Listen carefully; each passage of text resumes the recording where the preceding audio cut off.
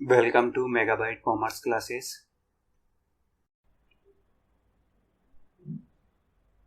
अब देखो अगला देखते हैं, टेस्ट योर अंडरस्टैंडिंग फर्स्ट। पहला क्वेश्चन, अभिषेक, रजत, विवेक, ये तीन पार्टनर है एक फर्म के अंदर। उनका प्रॉफिट शेयरिंग जो रेशो है 5:3:2 का है। विवेक रिटायर होता है और हमें कैलकुलेट करना है कि जो ये रिमेनिंग पार्टनर है अभिषेक और रजत, इनका न्यू प्रॉफिट शेयरिंग रेशो क्या होगा। तो देखो ये अपन ने पीछे के क्वेश्चंस में भी पढ़ा, जब कभी भी ऐसा होता है कि कोई एक पार्टनर रिटायर हो रहा है, ठीक है, और उनका सिर्फ ओल्ड शेयर दिया हुआ होता है और कोई एडिशनल इंफॉर्मेशन नहीं है, तो देखो उस केस के अंदर इस तरीके से माना जाता है कि जो भी रिटायरिंग पार्टनर होता है उसका जो शेयर प्रॉफिट में जो भी शेयर था वो सारा का वो शेयर जो है रिमेनिंग पार्टनर्स के द्वारा उनके ओल्ड प्रॉफिट शेयरिंग रेशियो में ले लिया जाएगा। इसका क्या मतलब हुआ, जैसे यहाँ पर देखो विवेक का प्रॉफिट में शेयर कितने का है, तो विवेक का शेयर है 2/10 का, ठीक है, और ये 2/10 का जो शेयर है वो अभिषेक और रजत जो है 5:3 के रेशियो में रिसीव करेंगे। तो जो इनका गेनिंग रेशियो होगा वो देखो वो 5:3 का गेनिंग रेशियो होगा, और जैसे इसी रेशियो में अगर ये रिसीव कर रहे हैं तो इनका जो न्यू रेशियो होगा, न्यू रेशियो भी ये ओल्ड रेशियो ही होगा। और इससे रिलेटेड अपन क्वेश्चन पीछे भी कर चुके हैं। तो जो इसका आंसर होगा न्यू प्रॉफिट शेयरिंग रेशियो वो देखो 5:3 का होगा, तो जो इसका आंसर होगा वो बी होगा। अब सेकेंड नंबर का देखते हैं, ओल्ड प्रॉफिट शेयरिंग रेशियो जो है रजत, सतीश और तेजपाल, इनका 2:1 का है। अब देखो क्या होता है, सतीश रिटायर हो जाता है, ठीक है, तो सतीश के बाद में राजेंद्र और जो तेजपाल का जो न्यू शेयर है वो 3:2 का है। हमें क्या कैलकुलेट करना है, गेनिंग रेशियो कैलकुलेट करना है। तो देखो जैसा अपन ने पीछे पढ़ा कि ये जो गेनिंग शेयर, ये सॉरी ऐसा आएगा, जो गेनिंग शेयर होता है उसका फॉर्मूला क्या होता है, new share minus old share. तो इसके बेस पे अपन क्या करेंगे, रिमेनिंग पार्टनर्स का गेनिंग शेयर कैलकुलेट करेंगे। तो देखो राजेंद्र के लिए कैलकुलेशन देखते हैं, राजेंद्र का न्यू शेयर कितना है 3/5 का, और जो ओल्ड शेयर है वो कितने का है 2/5 का। तो देखो ये कैलकुलेशन यहाँ से ये ओल्ड शेयर और जो ये न्यू शेयर इसके बेस पे, ठीक है, तो जैसे आप लेस करोगे इस 2/5 को तो कितना आया 1/5। तो इसका मतलब अब देखो वैल्यू पॉजिटिव आई है, मतलब कि हाँ गेन ही हुआ है, ये तो कंफर्म है। तो अपन कहेंगे कि ये सतीश के रिटायरमेंट के बाद राजेंद्र का जो शेयर है वो 1/5 शेयर से क्या हुआ है, इंक्रीज हुआ है। ऐसे ही तेजपाल के लिए कैलकुलेशन देखते हैं, तेजपाल का न्यू शेयर 2/5 का, 2/5 में से लेस करेंगे ओल्ड शेयर जो कि कितने का है 1/5 का, तो क्या आया 1/5। मतलब ये सतीश के रिटायरमेंट पे जो तेजपाल का शेयर है वो 1/5 से क्या होगा, इंक्रीज हो जाएगा। अब देखो जितना जितना इन रिमेनिंग पार्टनर को गेन हुआ है, जितने जितने शेयर से, हम उनका क्या लेंगे, रेशियो लेंगे। तो देखो राजेंद्र का कितना शेयर गेन हुआ है, राजेंद्र को 1/5 का शेयर गेन हुआ है, और तेजपाल को भी 1/5 का शेयर गेन हुआ है। तो ये रेशियो ले लिया, इसको सोल्व करेंगे तो ये 1:1 का रेशियो आ जाएगा। तो जो इसका आंसर होगा वो सी होगा। अगला क्वेश्चन देखते हैं, थर्ड नंबर का। आनंद, बहादुर और ये चंदर क्या है, पार्टनर से एक फार्म के अंदर, और इनका जो प्रॉफिट, ये देखो इक्वली प्रॉफिट को क्या करते हैं, डिस्ट्रीब्यूट करते हैं आपस में। तो मतलब इनका प्रॉफिट शेयरिंग रेशियो क्या है 1:1 का है। चंदर क्या होता है, देखो रिटायर हो जाता है फर्म से, ठीक है, और चंदर का जो शेयर है वो आनंद और बहादुर जो है 3:2 के शेयर में क्या करते हैं, सॉरी 3:2 के रेशियो में ले लेते हैं। तो हमें जो कैलकुलेट करना है, new profit sharing ratio calculate करना है रिमेनिंग पार्टनर्स का, मतलब आनंद और बहादुर का न्यू प्रॉफिट शेयरिंग रेशियो क्या होगा वो कैलकुलेट करना है। तो देखो इसमें क्या करेंगे, आनंद और बहादुर का ओल्ड शेयर कितना था उसमें वो शेयर ऐड कर देंगे जो कि ये चंदर से रिसीव करेंगे। तो देखो जो रिटायरिंग पार्टनर जो चंदर है उसका प्रॉफिट में शेयर कितने का है, ये इस 1:1 के रेशियो से पता चलेगा, जो कि देखो 1/3 का शेयर है, ठीक है। तो इस 1/3 के शेयर को आनंद और बहादुर में जो है डिस्ट्रीब्यूट करना है और किस रेशियो में करना है, 3:2 के रेशियो में डिस्ट्रीब्यूट करना है, ठीक है। तो यही करते हैं। तो देखो 1/3 का 3/5 कितना होगा, ये हो जाएगा 3/15। तो ये देखो कैलकुलेशन अपन ने आनंद के लिए कर रहे हैं, ठीक है। तो कहने का मतलब ये हुआ जो आनंद है, आनंद को चंदर से 3/15 का शेयर रिसीव होगा। तो देखो जो आनंद का ओल्ड शेयर कितने का है, जो इस ओल्ड रेशियो को देखने से पता चलेगा 1/3 का इसका ओल्ड शेयर है, और जो चंदर से इसको कितना रिसीव हुआ है 3/15, जिसका कि देखो कैलकुलेशन अभी अपन ने यहाँ पर किया, ऐड कर देंगे। तो अब इसका आनंद का नया शेयर कितने का हो जाएगा, 8/15 का। तो ये आनंद का न्यू शेयर हो गया। ऐसे देखो बहादुर के लिए कैलकुलेशन करेंगे। बहादुर को ये जो 1/3 का शेयर था, इसमें से 2/5 का शेयर रिसीव होगा, ठीक है। तो जो 1/3 का शेयर है, 1/3 का 2/5 कितना होगा, तो देखो ये कितना आएगा 2/15। मतलब जो बहादुर है वो चंदर से 2/15 का शेयर रिसीव करेगा, ठीक है। अब बहादुर का ओल्ड शेयर कितना है, 1/3 का है, ठीक है। इस 1/3 में जो भी इसने शेयर रिसीव किया है चंदर से, वो ऐड कर दो, जो कितने का है 2/15, जो यहाँ पर ये अपन ने कैलकुलेशन की। तो ऐड करने पे क्या आया 7/15। मतलब जो बहादुर है, बहादुर का जो प्रॉफिट में नया शेयर होगा वो 7/15 का होगा। अब देखो जो इन दोनों के नए शेयर अपन ने कैलकुलेट किए ना, ये आनंद का 8/15 का, और जो बहादुर है बहादुर का 7/15 का। तो इनका शेयर इनका रेशियो ले लेंगे। तो ये 8/15 7/15 रेशियो को सोल्व करेंगे तो ये क्या आएगा 8:7 का रेशियो आ जाएगा। तो इसका जो आंसर होगा वो ए होगा। लेकिन देखो आप पीछे देखो इसने जो कर रखा है बी कर रखा है, तो ये गलत है, ये बी नहीं होगा, इसका आंसर जो होगा वो ए होगा। अब देखो अगला क्वेश्चन देखते हैं 4th नंबर का। तो ये बोल रहा है जब भी कोई पार्टनर किसी फर्म से जैसे कि रिटायर हो रहा है या उसकी डेथ हो जाती है, ठीक है, और ये नहीं दिया हुआ होता कि ये जो रिटायरिंग या जो जिस पार्टनर की डेथ हुई है उसका शेयर कौन कौन से रिमेनिंग पार्टनर्स ले रहे हैं और कितना कितना शेयर ले रहे हैं। अगर इस तरह की इंफॉर्मेशन नहीं दी हुई है तो रिमेनिंग पार्टनर्स का गेनिंग रेशियो क्या माना जाना चाहिए। मतलब कि एक तरीके से ये डिफॉल्ट वैल्यू पूछ रहा है कि अगर इंफॉर्मेशन नहीं दी हुई है तो किस किस को रिमेनिंग पार्टनर्स में से रिमेनिंग पार्टनर को किस रेशियो में जो होगा वो गेन होगा, उसकी डिफॉल्ट वैल्यू क्या होगी।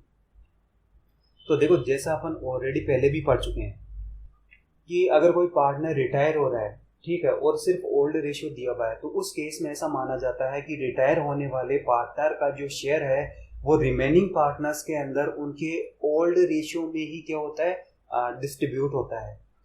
तो इसका जो आंसर होगा वो देखो होगा ए होगा, ओल्ड प्रॉफिट शेयरिंग रेशियो के अंदर होगा। और देखो जो ये पहले नंबर का क्वेश्चन सोल्व किया था ना, ये देखो बिल्कुल इसी तरीके से, कोई खास डिफरेंस नहीं है। तो आप इसको समझो तो ये वाला भी आपको जो होगा समझ में आ जाएगा। अगला देखते हैं इलस्ट्रेशन 9। तो देखो ये हनी, पम्मी और सनी, ये क्या है, तीनों पार्टनर एक फर्म के अंदर। इनका प्रॉफिट शेयरिंग रेशियो जो है 3:1 का है, और जो बैलेंस शीट में इन लोगों ने गुडविल शो की हुई है वो 60,000 की हुई है। पम्मी जो है वो रिटायर हो जाती है, और देखो जब पम्मी रिटायर हुई उस समय क्या किया गया, गुडविल को रिवैल्यूएशन किया गया, ठीक है। कहने का मतलब दोबारा उसकी जांच की गई और पता चला गुडविल की जो एक्चुअल वैल्यू है, जो करंट वैल्यू है, वो 60,000 नहीं है बल्कि 84,000 की है। और देखो ये पम्मी के जाने के बाद ये जो रिमेनिंग पार्टनर है, ये हनी और सनी, ये डिसाइड करते हैं कि जो इनका न्यू प्रॉफिट शेयरिंग रेशियो होगा वो 2:1 का होगा। तो हमें क्या है जनरल में एंट्रीज पास करनी है इससे रिलेटेड। अब देखो इस क्वेश्चन को क्या होगा, थोड़ा सा डिटेल में समझाना पड़ेगा, क्योंकि यहाँ पर ये जो बात बोल रहा है जैसे गुडविल का जो पहले वैल्यू थी 60,000 की, बाद में 84,000 की, तो हो सकता है आप में से कुछ एक स्टूडेंट्स के ये समझ में नहीं है। और ये देखो समझना इम्पोर्टेंट भी है, क्योंकि इस टाइप के जो क्वेश्चन अभी तक अपन ने सोल्व किए ना वो बहुत ही कम आए, या फिर मेरे हिसाब से तो ये शायद पहला है ऐसा।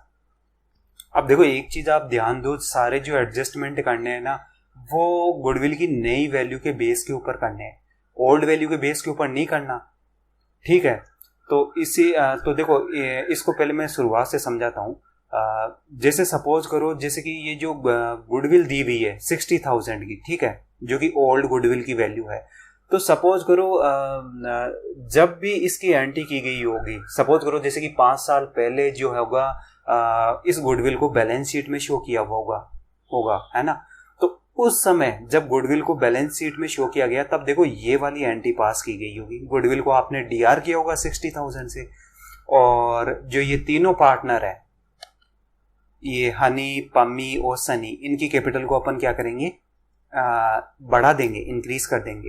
इस इनका जो ओल्ड रेशियो है, जो कि देखो कितने का दिया, ये 3:1 का जो इनका रेशियो दिया हुआ है, इसी में इनकी कैपिटल इंक्रीज कर देंगे। तो उससे बैलेंस शीट के ऊपर देखो क्या इंपैक्ट होगा।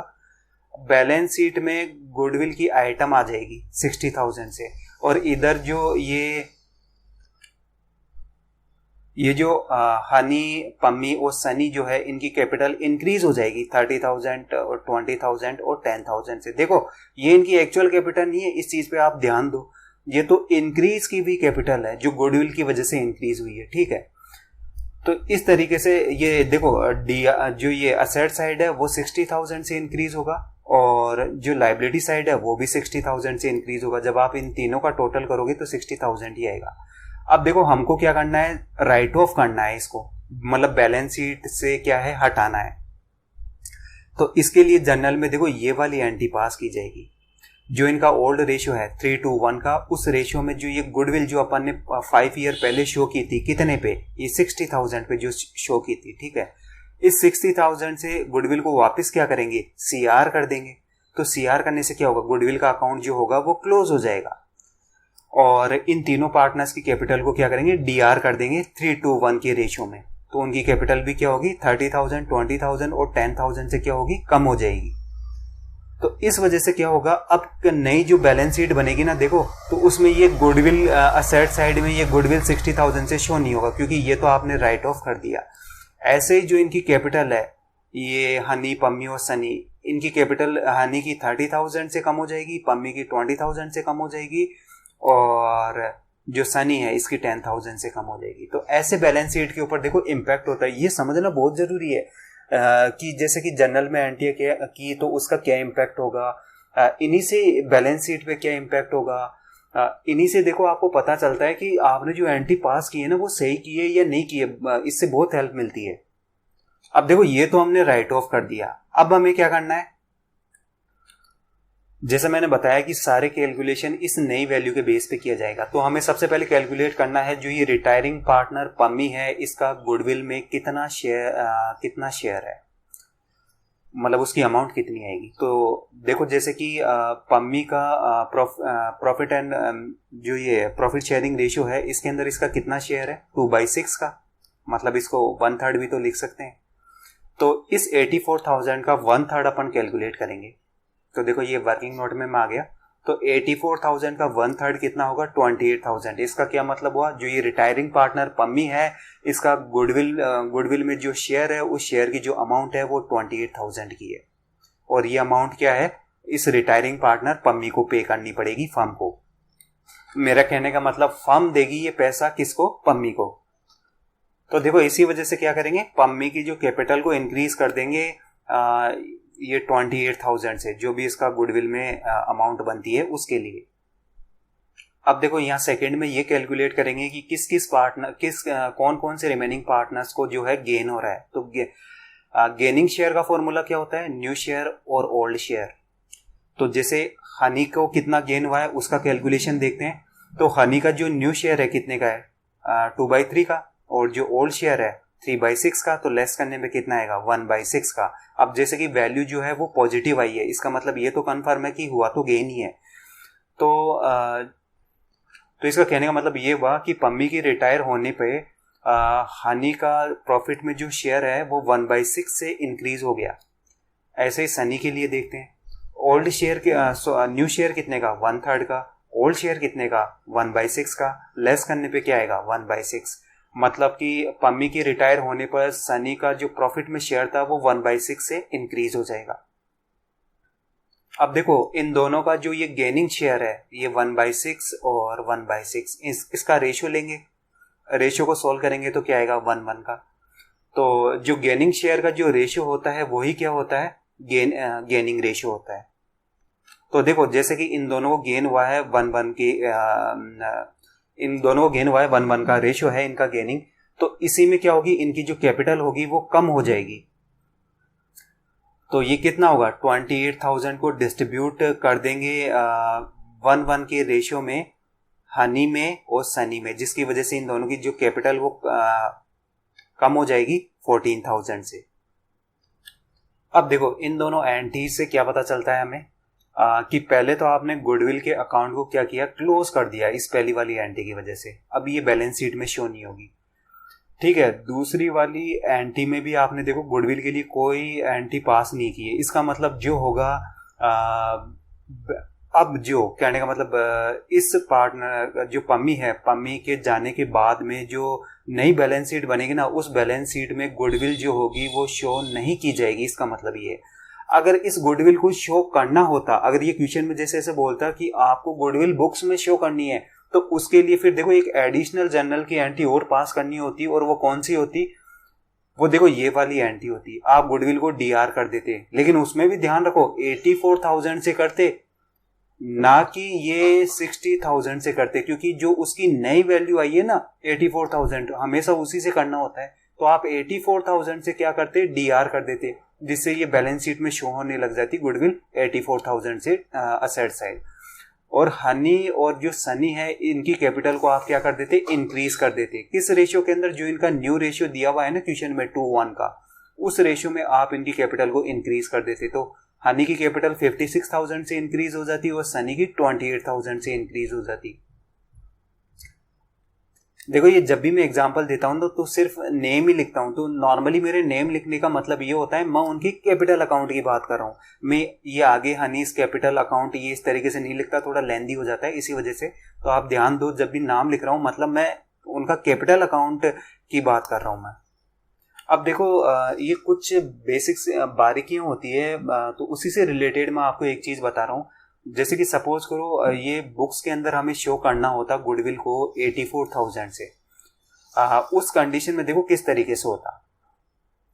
इस 84,000 की जो ये अमाउंट है, उससे क्या करते हैं, जो ये रिमेनिंग पार्टनर है, ये हनी और ये सनी, और इनका जो न्यू शेयर है 2:1 का, उसमें क्या होता, डिस्ट्रीब्यूट हो जाता है ये 84,000। तो उसकी वजह से क्या होता, देखो जो हनी है उसकी कैपिटल कितनी इंक्रीज होती, 56,000 से इंक्रीज होती, ठीक है। लेकिन देखो ये सेकंड वाली एंट्री गेन होने, प्रॉफिट शेयर में गेन होने की वजह से हनी की जो कैपिटल है वो कम की जाएगी 14,000 से, ठीक है। तो ये 14,000 जैसे मैं लेस कर दूंगा 56,000 में, तो कहने का मतलब कि ओवरऑल क्या इम्पैक्ट होगा, गेन होने की ओवरऑल ये इम्पैक्ट होगा कि जो ये हनी है, हनी की कैपिटल 42,000 से इंक्रीज होगी, ठीक है। जब ये जो पम्मी जब रिटायर हो रहा है और आपको जो ये 84,000 ये गुडविल है बुक में शो करना है तब, ठीक है। ऐसे ही देखो आप जो सनी है, सनी के लिए कैलकुलेट करेंगे, 84,000 का 1/3 कितना होगा, 28,000। तो ये 20 मतलब कि जो गुडविल में इसका शेयर है सनी का 28,000 का है। लेकिन देखो जो जनरल में अपन ने एंटी पास की ना, उसमें अपन ने जो ये सनी को गेन हो रहा था प्रॉफिट शेयरिंग रेशियो में, जो इसको गेन हुआ, गेन होने की वजह से इसकी कैपिटल कम कर दी, कितनी, 14,000 से। तो इसी वजह से क्या होगा, इस 28,000 में से ये 14,000 लेस करेंगे तो कितना आएगा, 14,000। मतलब इसकी कैपिटल भी इस कंडीशन में क्या होगी, 14,000 से इंक्रीज हो जाएगी, ठीक है। अब देखो ये दूसरी वाली कंडीशन है। यहाँ से ये दूसरी कंडीशन लेते हैं। इस कंडीशन में अपन क्या मानते हैं कि जो ये पम्मी है ना, ये पम्मी रिटायर नहीं हो रहा है, ठीक है। और सिर्फ इतना बोलता है ये कि जो गुडविल की वैल्यू 60,000 है ना, वो रिवेल्युएशन करने पे 84,000 आई, और अब आपको गुडविल को 60,000 पे शो नहीं करना है बैलेंस शीट में, आपको 84,000 पे शो करना है, ठीक है। अगर सिर्फ इतनी सी बात बोली होती तो देखो उस कंडीशन में क्या होता, उसमें ये होता कि 84,000 जो है इन तीनों पार्टनर में जो इनका ओल्ड रेशियो जो क्वेश्चन में दिया हुआ है 3:1 का है, उस रेशियो में डिस्ट्रीब्यूट होती। तो उसकी वजह से देखो जो गुडविल में जो हनी का शेयर बनता वो कितना बनता, 84,000 का 3/6 कितना आएगा, 42,000। मतलब जो हनी की कैपिटल है वो 42,000 से इंक्रीज हो जाती, और पम्मी की कैपिटल कितने से इंक्रीज होती, 84,000 का 2/6 देख लो आप, ये 28,000। मतलब पम्मी की जो कैपिटल होती वो 28,000 से क्या होती, इंक्रीज हो जाती। ऐसे जो सनी है, सनी की जो कैपिटल है वो 14,000 से इंक्रीज हो जाती। तो अब आप देखो दोनों ही कंडीशन में, जैसे ये हनी की बात कर रहे हैं, हनी की कैपिटल कितने से इंक्रीज हो रही है, 42,000 से इंक्रीज हो रही है। और जैसे कि ये ऊपर वाली कंडीशन जिसमें क्या था, पम्मी रिटायर हो रहा था, ठीक है, उस कंडीशन में भी देखो जो ये हनी है, हनी की कैपिटल कितने से इंक्रीज हो रही थी, 42,000 से। दोनों ही स्थितियों में अमाउंट जो है वो सेम है, 42,000 की है दोनों में ही, ठीक है। ऐसे ही आप पम्मी के, आप जैसे सनी के लिए भी आप देखो इसकी कैपिटल पहली वाली कंडीशन, ये वाली जो कंडीशन है, इसमें कितने से इंक्रीज हुई, 14,000 से इंक्रीज हुई, जबकि पम्मी जब रिटायर हो रहा था तब। ओवरऑल मतलब जो इम्पैक्ट था इसकी कैपिटल पे वो ये था कि इसकी कैपिटल 14,000 से इंक्रीज हो रही है। और ये जो दूसरी वाली कंडीशन जो मैंने अभी मानी है उसके अकॉर्डिंग देखो सनी की कैपिटल कितनी इंक्रीज हो रही है, 14,000 से। तो दोनों में ही 14,000 से इंक्रीज हो रही है। तो देखो ये छोटी छोटी बारीकियां होती है जो समझने की जरूरत होती है। तो देखो शायद अब आपको समझ में आया होगा कि जो ये जर्नल में एंट्री की जाती है ना, इस जर्नल में एंट्री करने से इन दोनों की जो ये अमाउंट है, ये हनी और सनी की, ये कम क्यों की गई है, और ये इसकी सीआर की क्यों की गई है, क्योंकि ये इस तरीके से क्या होती है, दोनों साइड जो होती है गुडविल में जो इसका शेयर होता है ना, वो दोनों ही कंडीशन में आप देखो इक्वल है। तो देखो जब आप क्वेश्चन को इस तरीके से सोल्व करना शुरू करोगे ना, तब आपके एक्चुअल में समझ में आएगा कि ये अकाउंट्स जो होती है ना किस तरीके से होती है। अब देखो अगला ये बोल रहा है हिडन गुडविल। तो देखो जैसा ऑलरेडी अपन ने पहले भी पढ़ा कि कई बार क्या होता है कि फर्म की गुडविल दी हुई नहीं होती है, और ना ही उसको वो क्या करते हैं बुक्स में शो करके रखते हैं। तो उनकी जो गुडविल होती है ना वो छुपी हुई होती है, और हमें उनकी गुडविल क्या होती है, कैलकुलेट करनी होती है। तो जैसे कि सपोज करो कि जैसे कि कोई रिटायरिंग 3 पार्टनर है ABC, ठीक है, और सी जो हो रहा है वो रिटायर हो रहा है, और सारे एडजस्टमेंट करने के बाद मतलब कि जो रिटेन्ड अर्निंग है उसमें उसका कितना शेयर बनता है, उसने कितनी कैपिटल लगाई हुई है, या फिर कोई एक्यूमुलेटेड लॉस है जो कि बैलेंस शीट में शो हो रहा है, जैसे P&L का DR बैलेंस, उसका एडजस्टमेंट करने के बाद में उसने ड्राइंग की हुई है तो उतनी उसकी कैपिटल कम करके, मतलब जितने भी सारे एडजस्टमेंट है वो सारे एडजस्टमेंट आपने कर दिए। और सपोज करो उसके बाद जो उसकी अमाउंट बनती है वो 25,000 की बनती है, मतलब कि सी को जो है 25,000 का पेमेंट करना है। तो जैसे सी फर्म जो है सी को 25,000 का पेमेंट करेगी, और एक्चुअल में फर्म इसको 25,000 का पेमेंट ना करके सपोज करो 30,000 का पेमेंट करती है। तो भाई ऐसा क्या, आपने तो सारी कैलकुलेशन कर ली क्या देना है इस सी को, और इस सी से कितनी अमाउंट लेनी है, वो सारे आपने कैलकुलेशन कर दिए। तो वो जो अमाउंट डिसाइड हुई वो तो 25,000 की थी, तो आप इसको 30,000 क्यों दे रहे हो। तो एक्चुअल में क्या होता है, ये 30,000 क्या है, जो आप 5,000 आप इसको ज़्यादा दे रहे हो, तो एक्चुअल में ये गुडविल की वजह से होता है। जो गुडविल में इसका जो शेयर था वो 5,000 का था, इसी वजह से आप इसको 5,000 क्या कर रहे हो, ज़्यादा दे रहे हो। तो देखो ऐसा ही इसने एक एग्जाम्पल भी दिया है, ये बोल रहा है PQR क्या है, पार्टनर है देखो एक फर्म के अंदर, उनका प्रॉफिट शेयरिंग जो रेशो है वो 3:1 का है। R क्या होता है, रिटायर होता है। और देखो सारे एडजस्टमेंट करने के बाद में, ठीक है, कि उसको कि आर्ट्स को कितनी अमाउंट देनी है, कितनी लेनी है, ये सारे एडजस्टमेंट हो गए। इन सारे एडजस्टमेंट को करने के बाद उसकी जो कैपिटल है वो 60,000 की है। इसका मतलब ये है कि फर्म को जो ये रिटायरिंग पार्टनर आर है उसे 60,000 का पेमेंट करना है। इसका मतलब ये, तो आपने सारे एडजस्टमेंट कर लिए, लेकिन देखो जो उसे पेमेंट किया जाता है ना वो उसे 75,000 का पेमेंट किया जाता है आर को। तो ऐसा क्यों भाई, 60,000 का सारे एडजस्टमेंट कर लिए, रिवेल्युएशन अकाउंट बनाया, और रिवेल्युएशन अकाउंट पे जो भी प्रॉफिट या लॉस हो रहा था उसको भी डिस्ट्रीब्यूट कर लिया इस आर की कैपिटल से, मतलब आपने एडजस्ट कर लिया। ऐसे ही जैसे कि जनरल रिजर्व या कोई भी वो दूसरी रिटेन्ड अर्निंग थी, उसमें जो इसका शेयर बन रहा था उस अमाउंट से भी इसकी जो कैपिटल है आपने इंक्रीज कर दी, या कोई एक्यूमुलेट लॉस था उसका भी आपने एडजस्टमेंट कर दिया और उसी के अकॉर्डिंग इसकी जो कैपिटल है वो आपने कम कर दी। तो आपने तो सारे एडजस्टमेंट कर दिए, उसके बाद जो आ रहा था वो 60,000 की अमाउंट आ रही थी कि 60,000 का पेमेंट करना है, तो आप ज़्यादा क्यों कर रहे हो? तो ये ज़्यादा गुडविल की वजह से ही हो रहा है। तो कहने का मतलब ये है, फार्म की जितनी भी गुडविल थी ना, उस गुडविल में 15,000 का जो शेयर था ना वो इस रिटायरिंग पार्टनर आर का था, इसी वजह से इसको 15,000 की जो ये अमाउंट है ना ये ज्यादा दी जा रही है। तो देखो जैसा कि इस क्वेश्चन में कुछ भी नहीं दिया, सिर्फ इसने तो क्या है ओल्ड रेशियो दिया है और कुछ भी नहीं दिया। तो जैसा ऑलरेडी अपन पीछे के क्वेश्चंस में पढ़ चुके हैं, जब ऐसी कंडीशन आती है तो फिर ऐसा माना जाता है कि जो रिमेनिंग पार्टनर्स का जो गेनिंग रेशियो है वो उनका ओल्ड रेशियो ही है। तो इसके बेस पे देखो किस तरीके से एडजस्टमेंट होगा। तो जैसे कि गुडविल में जो ये रिटायरिंग पार्टनर आर है उसका शेयर कितने का बनता है? 15,000 का। इसी वजह से इसकी कैपिटल को इंक्रीज कर देंगे 15,000 से। और गेन किन किन को हो रहा है? पी क्यू को हो रहा है गेन। और इनका जो गेनिंग रेशियो क्या है, जो इनका ओल्ड रेशियो है वही गेनिंग रेशियो है। ओल्ड रेशियो क्या है? 3:2 का। तो आप इस 15,000 को 3:2 के रेशियो में जब आप डिवाइड करोगे तो जो पी की कैपिटल है वो 9,000 से डिक्रीज हो जाएगी, ऐसे क्यू की कैपिटल 6,000 से डिक्रीज हो जाएगी।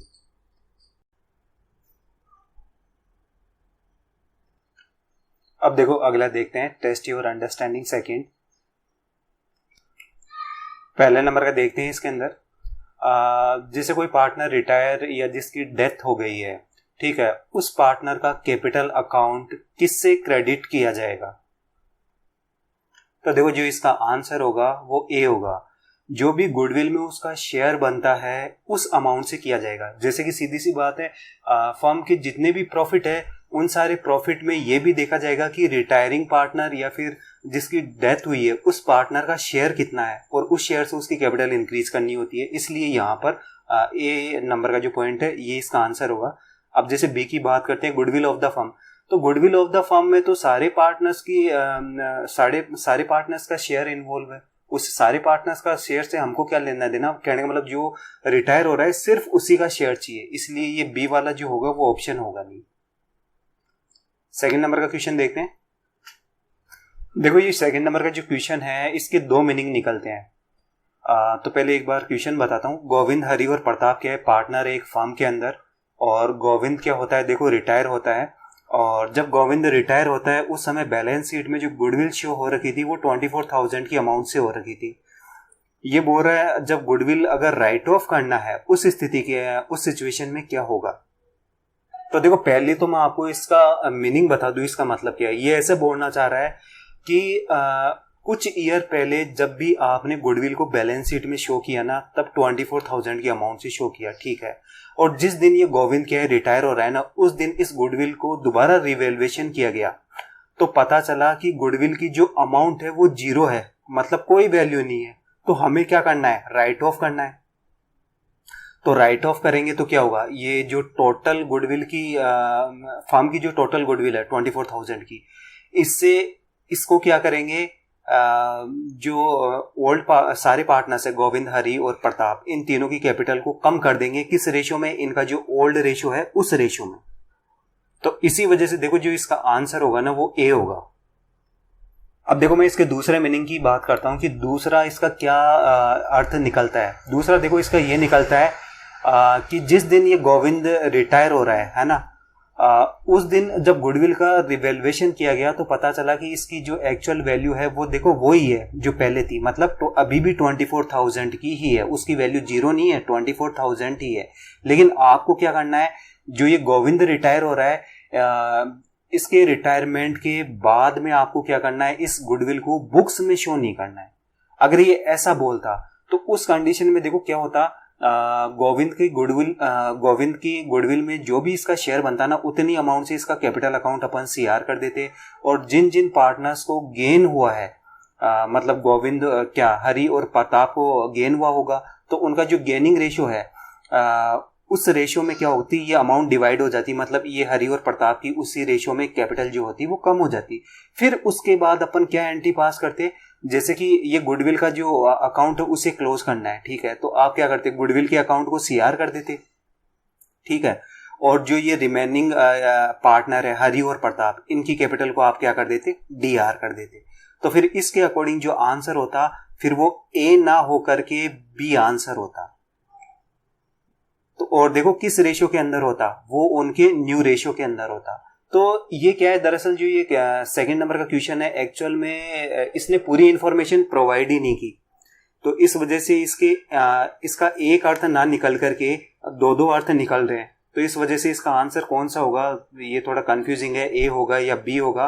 तो जो इसने माना है, इसने इसकी वैल्यू, जैसे कि अभी मैंने बताया कि गुडविल की वैल्यू इसने 0 कंसीडर की है रिवैल्यूएशन पे, उसके बेस के ऊपर जो आंसर होगा ना वो A होगा। देखो आप इसमें एक चीज और ध्यान दो, जैसे कि मैंने बताया ना इस क्वेश्चन में इसने रिवैल्यूएशन करने पे ये माना है कि गुडविल की जो अब करंट वैल्यू है वो 0 है। तो इस बेस पे आप ये चीज भी ध्यान दो कि जो ये रिटायरिंग पार्टनर गोविंद है इसका गुडविल में कोई शेयर नहीं होगा। रीजन, गुडविल की वैल्यू ही 0 है, तो किसी भी पार्टनर का कोई शेयर नहीं होगा।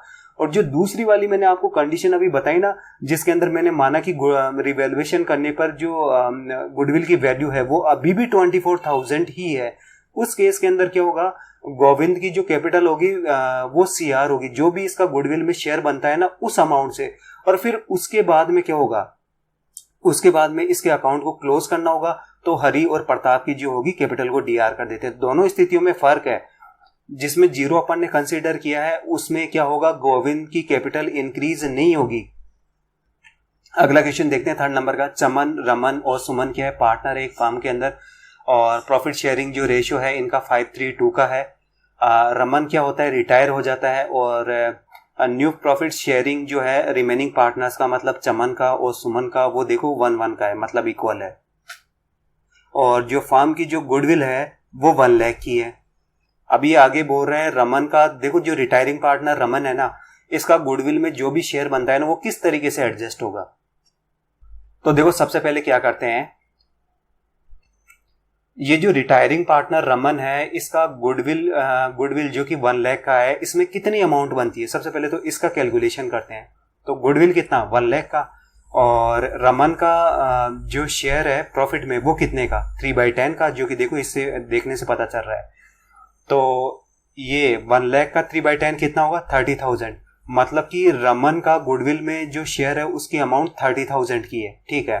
तो रमन की कैपिटल को क्या करना है, CR करना है 30,000 से। अब आप एक चीज देखो, चमन की बात करते हैं। चमन का जो ओल्ड शेयर है वो कितने का है, 5/10 का। आप नीचे देखो, मैं इसकी बात कर रहा हूँ, ओल्ड शेयर जो है वो 5/10 का है, ठीक है। इसको सोल्व करेंगे तो ये क्या है, 1/2। 5/10 को 1/2 भी कैसे बोल सकते हैं। ऐसे ही जो न्यू शेयर है ये 1:1 का, इसके अकॉर्डिंग चमन का शेयर कितना है प्रॉफिट में, 1/2 का, ठीक है। तो आप देखो जो चमन का ओल्ड शेयर, ये जो चमन था इसका ओल्ड शेयर कितना था प्रॉफिट में, 1/2 का, और न्यू शेयर कितना है प्रॉफिट में, वो भी 1/2 का। दोनों ही इक्वल है, मतलब ना तो इसने सेक्रीफाइस किया है ना ही इसको गेन हुआ है। तो सीधी सी बात है, जितना भी गेन हुआ है ना वो सारा का सारा सुमन को हुआ है। क्यों, क्योंकि चौथा तो कोई पार्टनर ही नहीं है, ये तो पार्टनर ही 3 है, तो सारा गेन जो हुआ है वो सुमन को ही हुआ है। इसका मतलब ये हुआ कि जो सुमन की कैपिटल है वो DR की जाएगी, और 30,000 से, मतलब उसी सेम अमाउंट से की जाएगी जिस अमाउंट से जो ये रिटायरिंग पार्टनर की कैपिटल अपन CR कर रहे हैं ना गुडविल के लिए, उसी अमाउंट से की जाएगी। तो एक तो शॉर्ट नोट तरीका इस तरीके से, आप इस तरीके से पता कर सकते हो। तो देखो इसके अकॉर्डिंग जो आंसर हो जाएगा वो कौन सा होगा, ये C, सुमन की कैपिटल अकाउंट को DR कर दो 30,000 से। अब देखो दूसरा तरीका क्या होता है, ये वाला फॉर्मूला देखो, गेनिंग शेयर का फॉर्मूला क्या होता है, new share minus old share, इसके बेस पे कैलकुलेट करेंगे, लेकिन ये थोड़ा लेंथी है। तो देखो सबसे पहले चमन के लिए कैलकुलेट करते हैं कि चमन को कितने शेयर का गेन होगा। तो ये न्यू शेयर 1/2 का, ओल्ड शेयर 5/10 का, लेस करने पे क्या है 0/10, जो कि क्या होगा 0, मतलब ना इसने सेक्रीफाइस किया है ना इसको गेन हुआ है। ऐसे ही सुमन के लिए देखेंगे, न्यू शेयर 1/2 का है, लेस इसमें से लेस करेंगे इसका ओल्ड शेयर जो कि 2/10 का है, क्या है 3/10, मतलब इसको गेन हुआ है, और गेन जो हुआ है 3/10 के शेयर का गेन हुआ है, ठीक है। अब इस 3/10 के शेयर के करस्पॉन्डिंग गुडविल में क्या वैल्यू है, तो 1 लाख को 3/10 से मल्टीप्लाई कर दो आप, तो ये क्या है 30,000। इसका मतलब ये हुआ जो ये सुमन को गेन हुआ है उसकी गुडविल में जो अमाउंट बन रही है वो 30,000 की बन रही है। अब देखो जैसा अपन ने पहले अभी कैलकुलेट किया, जो रिटायरिंग पार्टनर रमन था, इसका गुडविल में अमाउंट कितनी बन रही थी, इसकी भी 30,000 की बन रही थी।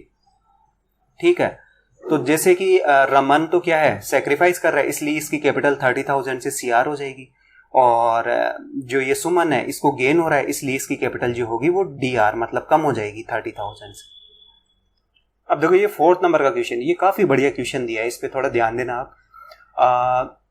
कि जैसे कोई पार्टनर अगर जा रहा है या किसी पार्टनर की डेथ हो जाती है, उस केस में वो सारे रिमेनिंग पार्टनर्स जिनको की गेन हो रहा है, ठीक है, वो सारे पार्टनर्स कौन कौन से पार्टनर्स को कंपेंसेट करेंगे, मतलब क्षतिपूर्ति करेंगे।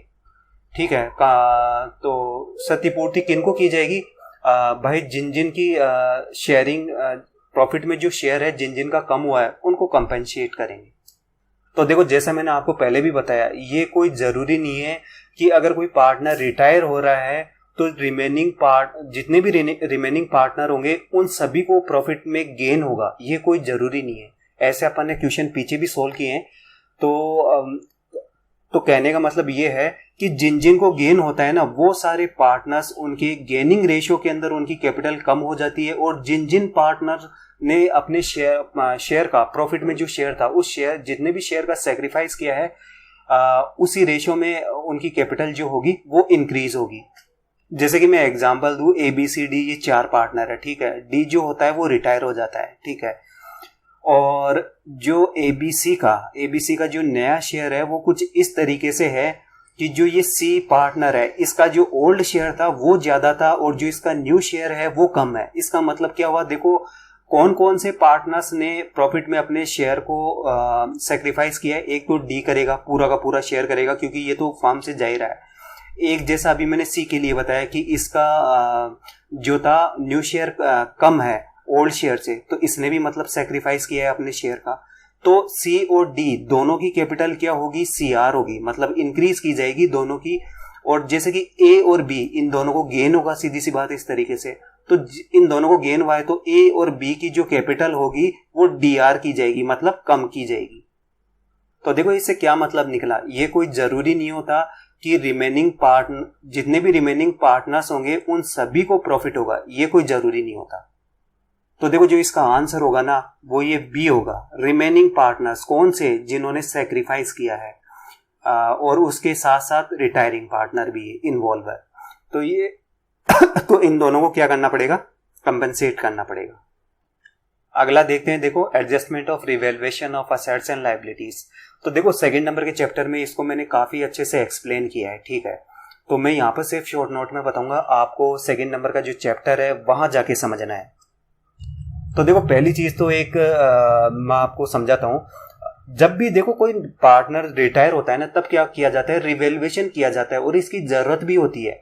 क्योंकि कई बार क्या होता है, जैसे कि मान लो कोई असेट्स आपने 10 ईयर पहले परचेज की, उस समय जो उसकी वैल्यू थी बैलेंस शीट में आप 1 लाख की शो कर रहे हो, ठीक है, और वो अभी भी उसी वैल्यू के ऊपर, या मान लो आप डेप्रिसिएशन चार्ज कर रहे हो और अब आप उसको जो है ये सपोज करो कि 60,000 पे शो कर रखी हो, लेकिन जैसे कि क्या बोलते हैं, सपोज करो आज की डेट में अगर आप उस मशीन को मार्केट से परचेज करते हो तो वो 1 लाख की नहीं है, उसकी वैल्यू 20 लाख की है।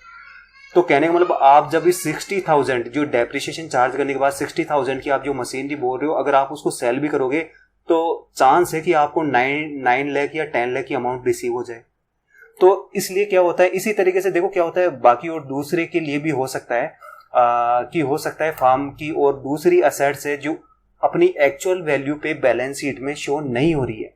तो भाई ये जो पार्टनर जा रहा है, इस पार्टनर को तो एक्चुअल अमाउंट के बेस पे ही पेमेंट करना होता है, ठीक है।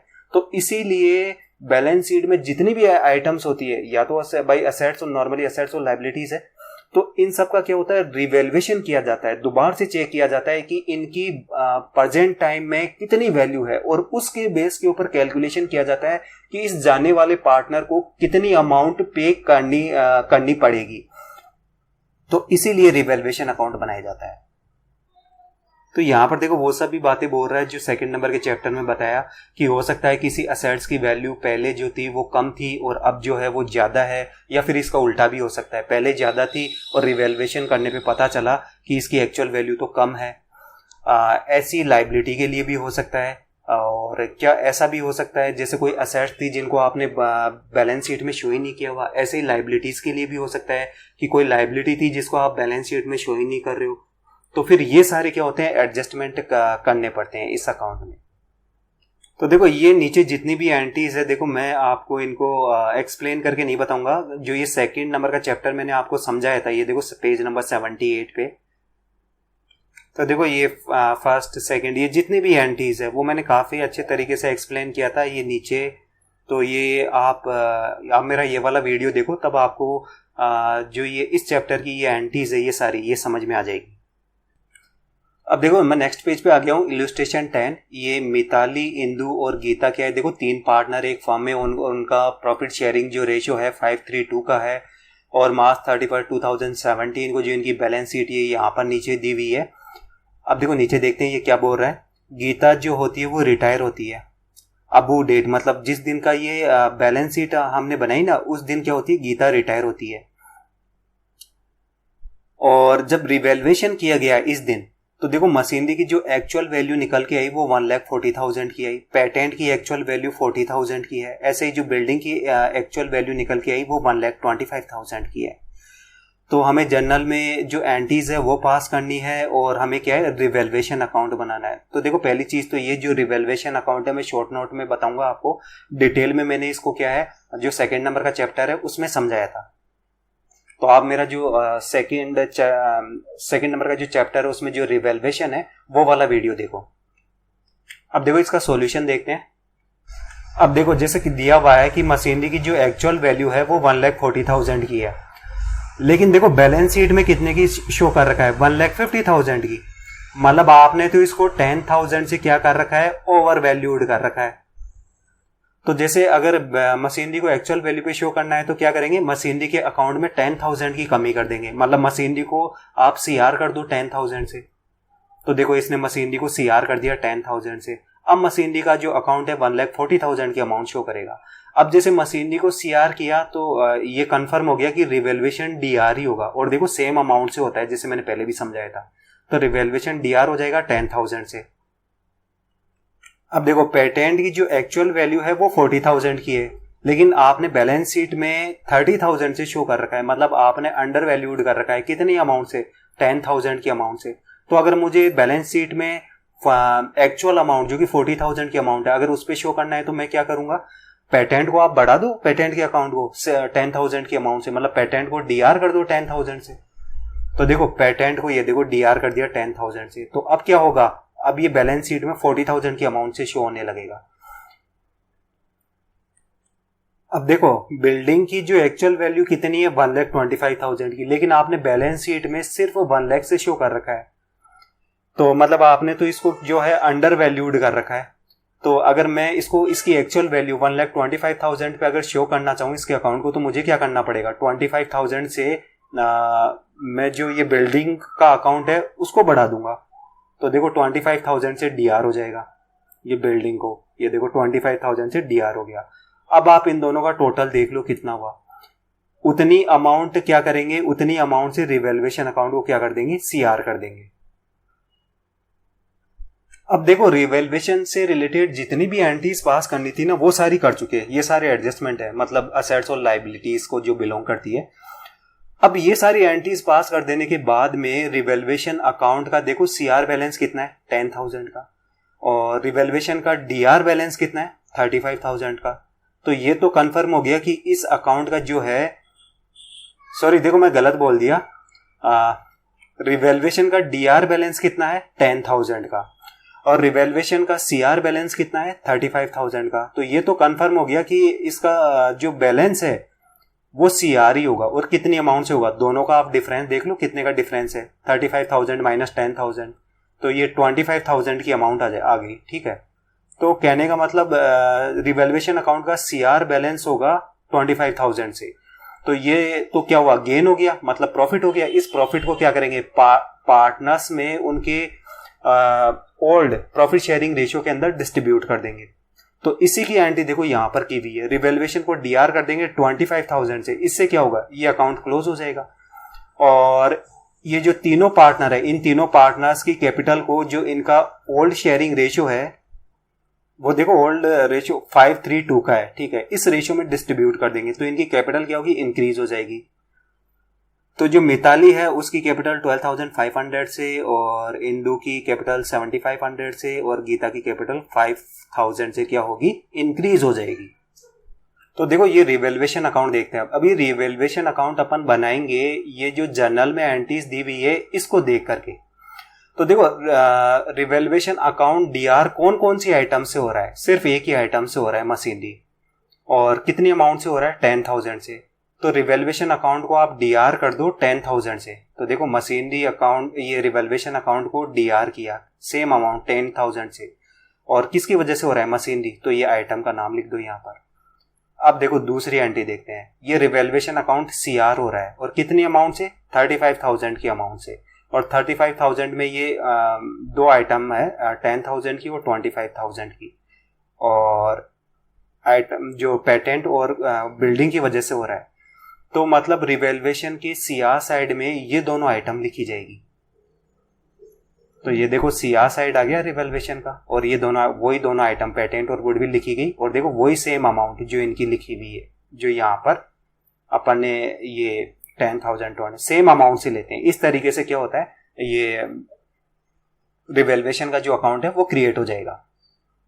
अब देखो अगला देखते हैं 3.6 adjustment of accumulated profit and losses. देखो जो भी पार्टनर रिटायर हो रहा है ना, सारे एडजस्टमेंट करने पड़ेंगे। कितनी कैपिटल है, रिवैल्यूएशन से जो है असेट्स लायबिलिटीज के अंदर क्या चेंजेस आए, जो भी एक्यूमुलेटेड प्रॉफिट है।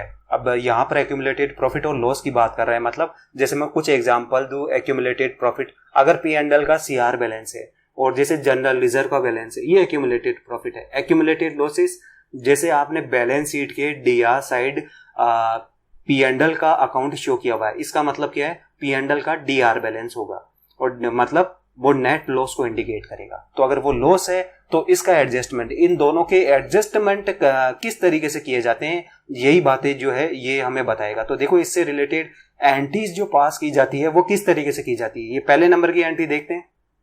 तो देखो इस पहले नंबर को करने से पहले एक चीज बता दूं, जैसे एक्यूमुलेटेड प्रॉफिट है तो क्या होगा, उससे क्या होगा, रिटायरिंग पार्टनर की कैपिटल जो होगी वो इंक्रीज हो जाएगी। ना सिर्फ देखो रिटायरिंग पार्टनर की, सभी पार्टनर्स की। ऐसे ही एक्यूमुलेट लॉस है तो जो उनकी कैपिटल होगी ना वो कम हो जाएगी, इंक्लूडिंग रिटायरिंग पार्टनर, सभी की हो जाएगी। अभी पहले नंबर के पॉइंट की मैं बात करता हूं। तो देखो जैसे अगर कोई प्रॉफिट होता है तो उस प्रॉफिट को आप किस तरीके से डिस्ट्रीब्यूट करते हो among the partners including retiring partner. तो देखो यहां पर इसने रिजर्व लिया है, जैसे कि जनरल रिजर्व है। हालांकि रिजर्व के और भी काफी टाइप होते हैं, कैपिटल रिजर्व और दूसरे और भी रिजर्व होते हैं।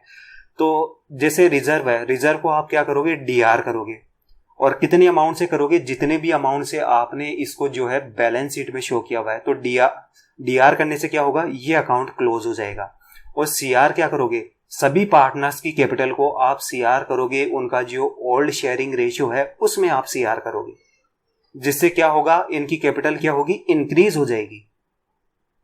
अब देखो आप एक चीज ध्यान दो, भले ही बात गुडविल की हो, भले ही बात ये एक्यूमुलेटेड प्रॉफिट लॉस की हो, भले ही बात रिवैल्यूएशन अकाउंट को रिवैल्यूएट करने पर असेट्स लायबिलिटीज में होने वाले चेंजेस की हो, ये जितने भी चेंजेस होते हैं ना, ये सारे के सारे पार्टनर्स इंक्लूडिंग रिटायरिंग पार्टनर्स में डिस्ट्रीब्यूट किए जाते हैं, और हमेशा ही ओल्ड रेशियो में डिस्ट्रीब्यूट किए जाते हैं।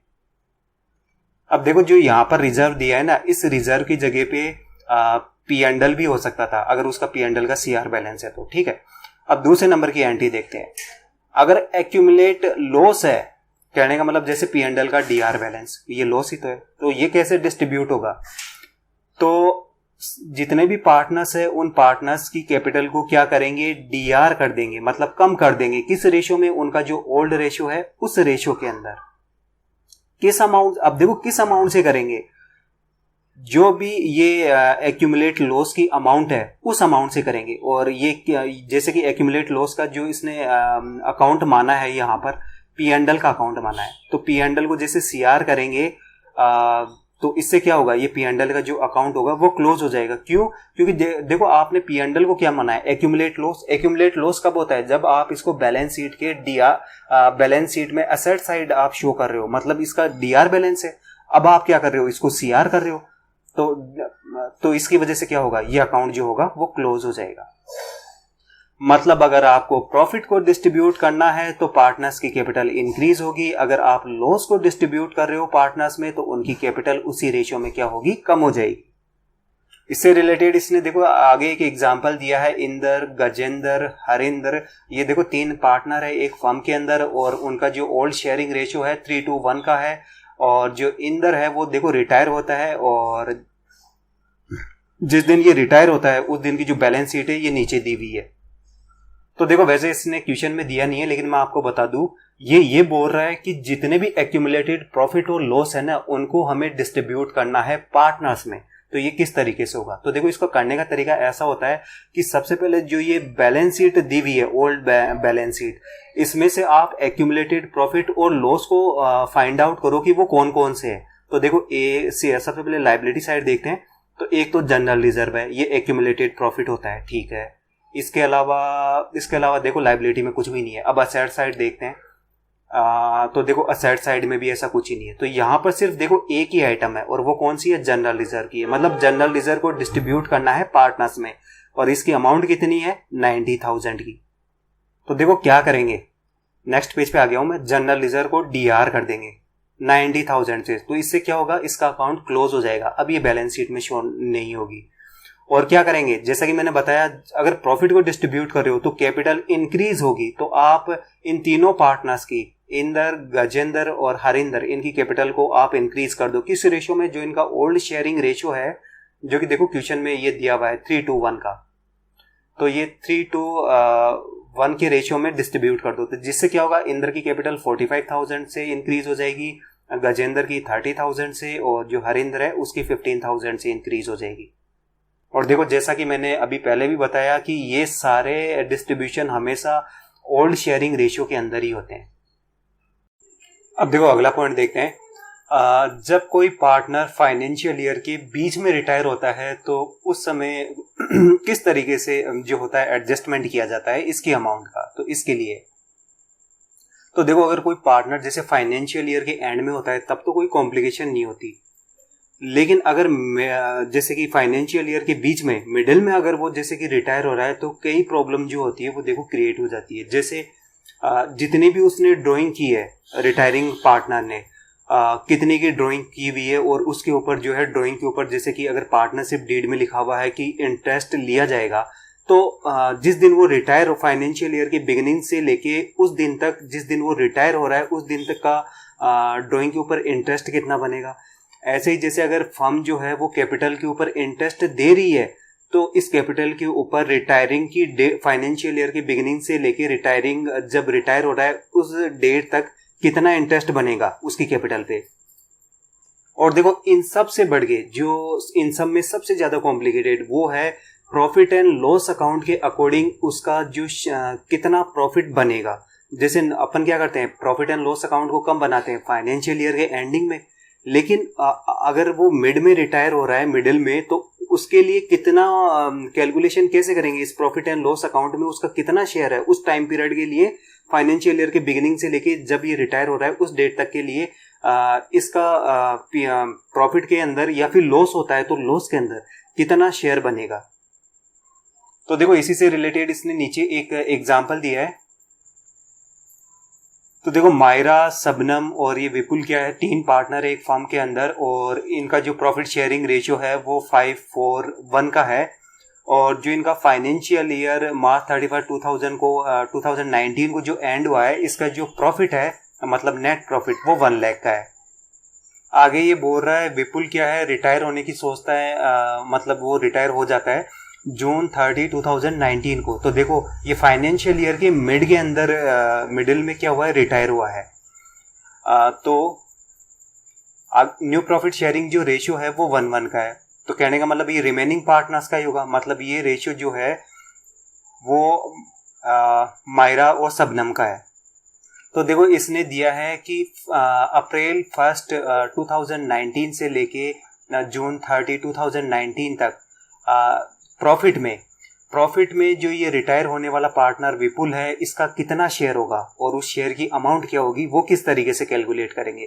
क्योंकि देखो ये एक्चुअल में जैसे कि क्या बोलता है मार्च 31 2020 उस डेट को P&L का अकाउंट जो होगा वो बनाया जाएगा और उस दिन पता चलेगा कि एक्चुअल में फर्म को कितना प्रॉफिट या कितना लॉस हुआ है। लेकिन ये तो अपन को जो कैलकुलेट करना है ये जून 30 2019 मतलब मिडिल में ही कैलकुलेट करना है। तो देखते हैं किस तरीके से होगा ये। आप देखो इस क्वेश्चन में एक चीज़ है, आप देखो ये जो रेशियो दिया हुआ है ये 5, 4 और 1 का, ये रेशियो आप मायरा, शबनम और ये विपुल का ना होकर के ये मायरा, विपुल और शबनम का है। मतलब कहने का मतलब शबनम की जगह जो आएगा वो विपुल आएगा, ठीक है। ऐसे ही विपुल की जगह जो है वो शबनम लिखा हुआ होना चाहिए, क्योंकि ये आगे देखो रेशियो में फिर अलग तरीके से इसने किया है। तो ये आप देख लेना, शबनम की जगह विपुल होना चाहिए और विपुल की जगह शबनम होनी चाहिए। अब देखो फाइनेंशियल ईयर का जो प्रॉफिट है वो कितना है, 1 लाख का है। हाँ, लेकिन देखो इसको सोल्व करने से एक पहले बात बता दूं, इस क्वेश्चन में ऐसा माना गया है कि जो नेक्स्ट फाइनेंशियल ईयर होगा, कहने का मतलब कि 1 अप्रैल 2019 से लेके 31 मार्च 2020 तक का जो नेक्स्ट फाइनेंशियल ईयर होगा उसका भी जो प्रॉफिट होगा ना वो भी 1 लाख का ही होगा। इस अजम्पशन पे क्या है, इसको सोल्व किया गया है। तो देखो जैसे कि फाइनेंशियल ईयर का प्रॉफिट कितने का है, 1 लाख का, ठीक है। तो मतलब 1 ईयर का जो प्रॉफिट है वो 1 लाख का है। तो मैं आपसे पूछूं बताओ 3 मंथ का प्रॉफिट कितने का होगा। तो 1 लाख को 3/4 से आप मल्टीप्लाई कर दो तो 3 मंथ का जो प्रॉफिट होगा वो कैलकुलेट होके आ जाएगा, ठीक है। अब इस 3 मंथ के प्रॉफिट में भी मैं आपको पूछूं कि बताओ जो ये रिटायरिंग पार्टनर विपुल है इसका कितना शेयर होगा। तो आप क्या करो, इसके शेयर से मल्टीप्लाई कर दो, इस जो ये सॉल्व करने पे जो भी ये वैल्यू आई है इसको विपुल का कितना शेयर है 4/10 का, तो ये 4/10 से मल्टीप्लाई कर देंगे तो इससे क्या आएगा 10,000 की वैल्यू आएगी। तो इसे क्या कहेंगे कि 3 मंथ का जो भी फर्म का प्रॉफिट होगा ना उस प्रॉफिट में जो विपुल का शेयर है वो 10,000 का है। तो देखो जब इसका शेयर 10,000 का बन रहा है तो इसी अमाउंट से जो है इस जाने वाले पार्टनर विपुल की कैपिटल को क्या करेंगे, इंक्रीज कर देंगे। तो ये 10,000 से इसकी कैपिटल को आप CR कर दोगे और ये P&L सस्पेंस अकाउंट को आप क्या कर दोगे, DR कर दोगे सेम अमाउंट से। अब देखो ये एक अल्टरनेटिव मेथड बता रहा है, लेकिन देखो इसके अंदर क्या माना है, इसके अंदर ये माना है कि जो प्रॉफिट में इसका शेयर बनेगा ना वो आपको प्रीवियस 3 ईयर के एवरेज के बेस के ऊपर कैलकुलेट करना है उस प्रॉफिट का। तो देखो जो इसने प्रीवियस 3 ईयर के जो प्रॉफिट दिए हैं 1,36,000 का 2016-17 का, 17-18 का कितना है 1,54,000 का, ऐसे ही 18-19 का जो प्रॉफिट है वो 1 लाख कंसीडर किया है। तो इन 3 ईयर के जो ये प्रॉफिट दिए हैं सबसे पहले इनका एवरेज कैलकुलेट करेंगे। तो देखो एवरेज टोटल प्रॉफिट कितना है और नंबर ऑफ ईयर्स, तो नंबर ऑफ ईयर्स 3 और टोटल प्रॉफिट ये ऐड कर दिया तीनों को, तो जो वैल्यू निकल के आई देखो 1,30,000 की आई। अब देखो जो यहाँ पर विपुल का प्रॉफिट में जो शेयर है वो कैलकुलेट किया है, ये गलत है। देखो एक्चुअल में ये इस तरीके से नहीं होगा और ये अमाउंट भी नहीं होगी। तो देखो ये इस तरीके से कैलकुलेट होगा भाई 1 ईयर का जो एवरेज प्रॉफिट है वो 1,30,000 का है। तो इस बेस पे 3 मंथ का प्रॉफिट कितना होना चाहिए, तो ये यहाँ तक जो कैलकुलेशन आप करोगे ये 3 मंथ का एवरेज प्रॉफिट निकल के आ जाएगा। अब मैं पूछूं रिटायरिंग पार्टनर जो विपुल है उसका कितना शेयर होगा इस 3 मंथ के प्रॉफिट में। तो जो भी उसका शेयर है विपुल का, जैसे कि यहाँ से देखने से पता चल रहा है ये 4/10 का होगा, तो आप इंटू 4/10 कर दो इंटू, तो ये 13,000 आ जाएगा। मतलब कि विपुल का 3 मंथ का जो ये प्रॉफिट है इस प्रॉफिट में जो इसकी अमाउंट बनती है वो 13,000 की बनती है। तो देखो ये 13,000, ठीक है। अब इसकी जर्नल में एंट्री किस तरीके से पास करेंगे भाई, जो भी उसकी कैपिटल जो भी उसका प्रॉफिट कितने का बना 13,000 का, तो 13,000 से कैपिटल को इंक्रीज कर दो। तो विपुल की देखो कैपिटल को 13,000 से इंक्रीज कर दिया और P&L सस्पेंस अकाउंट को क्या कर देंगे, DR कर देंगे। अब देखो आप एक चीज ध्यान दो, सपोज करो यहाँ पर एवरेज प्रॉफिट के बजाय अगर एवरेज लॉस होता और वो भी 13,000 का ही होता तो इस केस में जस्ट रिवर्स एंट्री की जाती, मतलब जो ये विपुल की कैपिटल है ये सीआर के बजाय आप क्या करते डीआर कर देते, और ये जो सस्पेंस अकाउंट को जो आपने डीआर किया है ना, ये सस्पेंस अकाउंट डीआर ना होकर के सीआर होता, जस्ट रिवर्स जर्नल में एंट्री पास करते। क्योंकि जैसा कि मैंने आपको ऑलरेडी बहुत बार बताया कि अगर प्रॉफिट को डिस्ट्रीब्यूट कर रहे हो तो कैपिटल इंक्रीज होगी, और लॉस को डिस्ट्रीब्यूट कर रहे हो तो कैपिटल डिक्रीज होगी।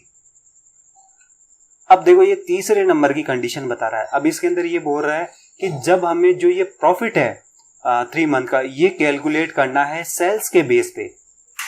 तो देखो इसने क्या बताया, सेल्स के बेस पे किस तरीके से कैलकुलेशन करेंगे। जैसे कि ये बोल रहा है कि जो फाइनेंशियल ईयर था 18-19 का, उसमें जो फर्म ने सेल की थी वो 8 लाख की थी। अब देखो ये यहाँ पर फिर गलत लिखा है, इस क्वेश्चन में क्या काफी जगह मिस्टेक है, 2017 नहीं होगा, ये 2019 होगा, ठीक है। तो अप्रैल 1 2019 से देखो जून 30 2019 तक, मतलब 3 मंथ की जो सेल है वो सेल जो है 1,50,000 की है। अब देखो यहाँ पर ये टाइम पीरियड भी इसने जो है पूरा नहीं दिया है, ये आता अप्रैल 1 2019 से लेके जून 30 2019, मतलब ये 3 मंथ का पीरियड इसको देना चाहिए था। तो ये भी यहाँ पर भी इसने मिस्टेक की है। तो कैलकुलेशन देखो किस तरीके से होगी।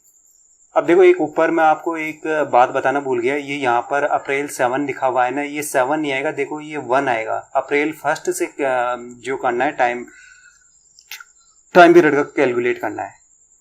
अब देखो यहाँ पर भी ये नीचे मिस्टेक है, ये 80 लाख नहीं है, ये 8 लाख की वैल्यू है, ठीक है। तो जब सेल्स 8 लाख की होती है तो प्रॉफिट कितने का है, 1 लाख का। और अगर सेल्स 1 रुपये की हो तो प्रॉफिट कितने का होगा, 1 लाख बाई 8 लाख। ऐसे ही अगर सेल्स 1,50,000 की होगी तो प्रॉफिट कितने का होगा, आप मल्टीप्लाई कर दो इसको 1,50,000 से, कैलकुलेट होके क्या आया 18,750।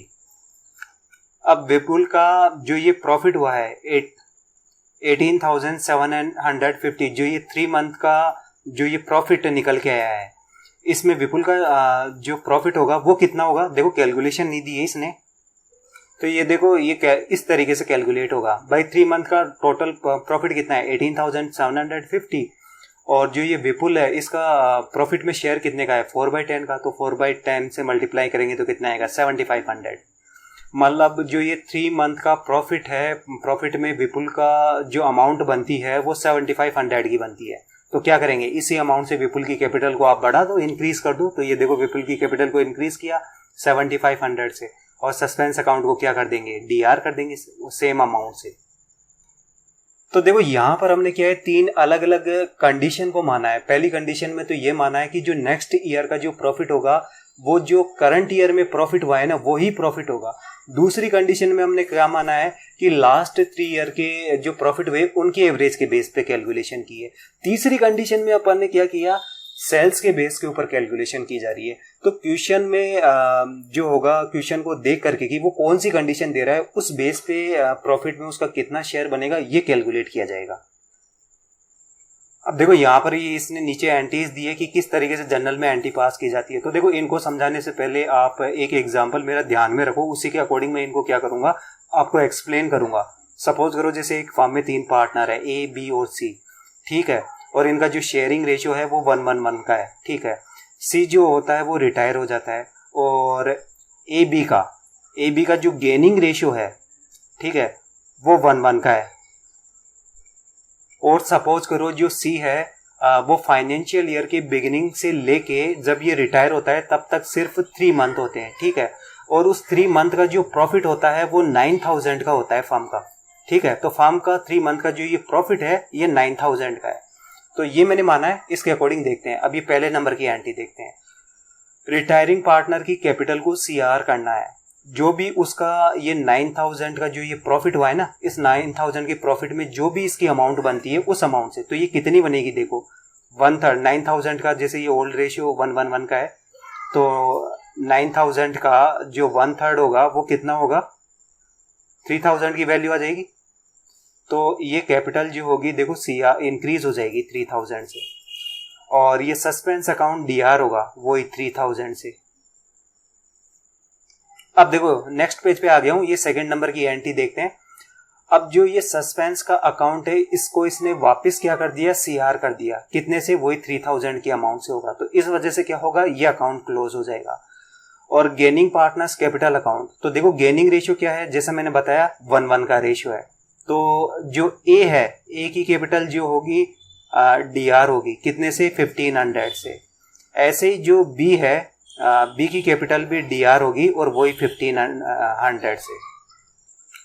अब देखो ये यहाँ पर एक बात बोल रहा है कि जो हमने ये एंट्री की ना, एक तो ये प्रीवियस पेज पे जो ये फर्स्ट नंबर की एंट्री है ये, और दूसरी जो ये सेकंड नंबर की ये एंट्री, इन दोनों एंट्रीज के बजाय एक सिंगल एंट्री भी की जा सकती है। और वो कौन सी एंट्री है, देखो ये वो गेनिंग पार्टनर, जिन पार्टनर्स को गेन हो रहा है ना, रिमेनिंग पार्टनर, उनकी कैपिटल को डीआर कर दो। तो जैसे कि एग्जांपल के अकॉर्डिंग ए की कैपिटल जो होगी डीआर हो जाएगी 1500 से, ठीक है।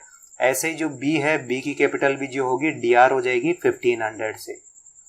और जो ये रिटायरिंग पार्टनर है इसकी कैपिटल को सीआर करना है, कितनी अमाउंट से, 3000 की अमाउंट से। और देखो इसका सीधा सा रीजन क्या है, इसका सीधा सा रीजन ये है, जो ये profit and loss suspense account है ना, आप इसको एक बार सीआर करते हो, एक बार डीआर करते हो और सेम अमाउंट से करते हो, वही 3000 से। तो इसकी वजह से क्या होता है, ये अकाउंट क्लोज हो जाता है। तो कौन कौन से अकाउंट के ऊपर इम्पैक्ट हुआ, तो देखो पहले तो जो इम्पैक्ट हुआ वो रिटायरिंग पार्टनर्स कैपिटल अकाउंट के ऊपर इम्पैक्ट होगा, जो कि इंक्रीज होगा 3000 से, है ना। और देखो यही 3000 से इंक्रीज भी किया है यहाँ पर ये इस एंट्री में। और ये सेकंड नंबर वाली जो ये एंट्री दी है, अब आप इसके अंदर देखो ये जो रिमेनिंग पार्टनर्स है जिनको गेन हो रहा है, गेनिंग रेशियो में इनकी जो कैपिटल होगी वो डीआर होगी। अब देखो यहाँ पर इसमें भी तो डीआर की है, ए की कैपिटल भी डीआर की और बी की कैपिटल भी जो है डीआर की 1500 से। अब देखो अगले पॉइंट की बात करते हैं कि जो ये रिटायरिंग पार्टनर है इसकी जितनी भी अमाउंट बनती है इसके जितनी भी अमाउंट बनती है, मतलब जो फर्म जो है इस रिटायरिंग पार्टनर को पेमेंट करेगी, तो उस अमाउंट को किस तरीके से, उस अमाउंट का किस तरीके से पेमेंट किया जाएगा। तो दरअसल क्या होता है, ऐसा फर्म या तो ऐसे कर सकती है कि जितनी भी अमाउंट बनती है इस रिटायरिंग पार्टनर की, वो उसका इमीडिएटली पेमेंट कर दे, ठीक है। मतलब एक बार में ही उसका पेमेंट कर दिया और बस खत्म, अब उसे कुछ भी नहीं देना। या फिर वो ऐसे कर सकती है कि वो उसे इंस्टॉलमेंट में दे सकती है, जैसे उसको ऐसे बोल दे कि जितनी भी तुम्हारी अमाउंट बन रही है उसको जो है 4 इंस्टॉलमेंट में जो होगा पे किया जाएगा, ठीक है। तो मतलब 4 ईयर लगेंगे पेमेंट करने में। और फिर उस पर भी ऐसा कर सकते हैं कि भाई जो ये इंस्टॉलमेंट में पेमेंट आ रहा है इसके ऊपर इंटरेस्ट देना है या नहीं देना है। इस तरह की क्या होती है, अलग अलग कंडीशन होती है। और देखो ऐसा भी हो सकता है रिटायरिंग पार्टनर की जितनी भी अमाउंट बनती है ना, उस अमाउंट में से कुछ अमाउंट तो क्या है मतलब इमीडिएटली उसको पे कर दी जाए, और कुछ अमाउंट क्या है उसको 1 ईयर 2 ईयर या 3 ईयर जितना भी डिसाइड होता है उनमें उसको पेमेंट दी जाए। अब देखो अगर पेमेंट किस तरीके से किया जाएगा इस रिटायरिंग पार्टनर को, अगर ये पार्टनरशिप डीड के अंदर नहीं लिखा हुआ है तो इस कंडीशन में जो होता है पार्टनरशिप एक्ट 1932 लागू होता है। और वो क्या कहता है, वो ये कहता है कि जो ये रिटायरिंग पार्टनर की जैसे कि अमाउंट अगर आप इमीडिएटली पेमेंट नहीं करते हो तो जितना भी टाइम पीरियड बाद में आप पेमेंट करते हो ना, उतनी अमाउंट के ऊपर क्या होगा, इसको 6% की रेट से इंटरेस्ट पे देना पड़ेगा इस पार्टनर को। या फिर जितने भी टाइम पीरियड के लिए आप इस रिटायरिंग पार्टनर की अमाउंट को फर्म में रोक के रखते हो, उस अमाउंट के करस्पॉन्डिंग कितना प्रॉफिट जनरेट करती है फर्म, वो प्रॉफिट देना पड़ेगा। अब देखो ये जो राइट, ये अधिकार जो है ये भी रिटायरिंग पार्टनर के पास में है। वो चाहे तो 6% का इंटरेस्ट ले सकता है, या फिर अगर उसे लगता है नहीं इस अमाउंट पे जो मेरा प्रॉफिट बन रहा है मुझे तो वो प्रॉफिट चाहिए, तो वो प्रॉफिट ले सकता है। वो उसकी चॉइस है, दोनों में से कोई सा भी एक ऑप्शन वो चूज कर सकता है। अब देखो फर्म पार्टनर को किस तरीके से पेमेंट करती है, उसके बेस पे जनरल में क्या होती है, अलग अलग तरीके से एंट्री की जाती है। तो इसने देखो पहले नंबर की कौन सी कंडीशन दी है कि रिटायरिंग पार्टनर की देखो जो भी अमाउंट बनती है ना वो उसे केस में पेमेंट कर दी जाती है। उस केस में किस तरीके से होगा, तो देखो पहली चीज तो ये, जैसे कि सपोज करो उसकी जो अमाउंट बनती है वो 10,000 की बनती है, ठीक है, और फर्म इसका पेमेंट कर देती है, तो फर्म का केस कम हो गया ना, इसीलिए फर्म का केस या बैंक आप इसको क्या कर दो, सीआर कर दो, मतलब आप कम कर दो इसको। भाई या तो जो फर्म है या तो कैश देगी या अपना बैंक अकाउंट से पैसा देगी, इसी वजह से दोनों में से एक जो होगा कम हो जाएगा। और रिटायरिंग पार्टनर की कैपिटल का जो अकाउंट है वो आप डीआर कर दो, तो उससे क्या होगा, इसका ये जो अकाउंट है ये क्लोज हो जाएगा। तो ये देखो केस 10,000 का हो गया, मतलब फर्म से 10,000 का केस जो होगा वो कम हो जाएगा, और पार्टनर की जो कैपिटल है वो भी 10,000 से कम हो जाएगी। तो इससे ये अकाउंट ही, कैपिटल का अकाउंट ही इसका क्लोज हो जाएगा।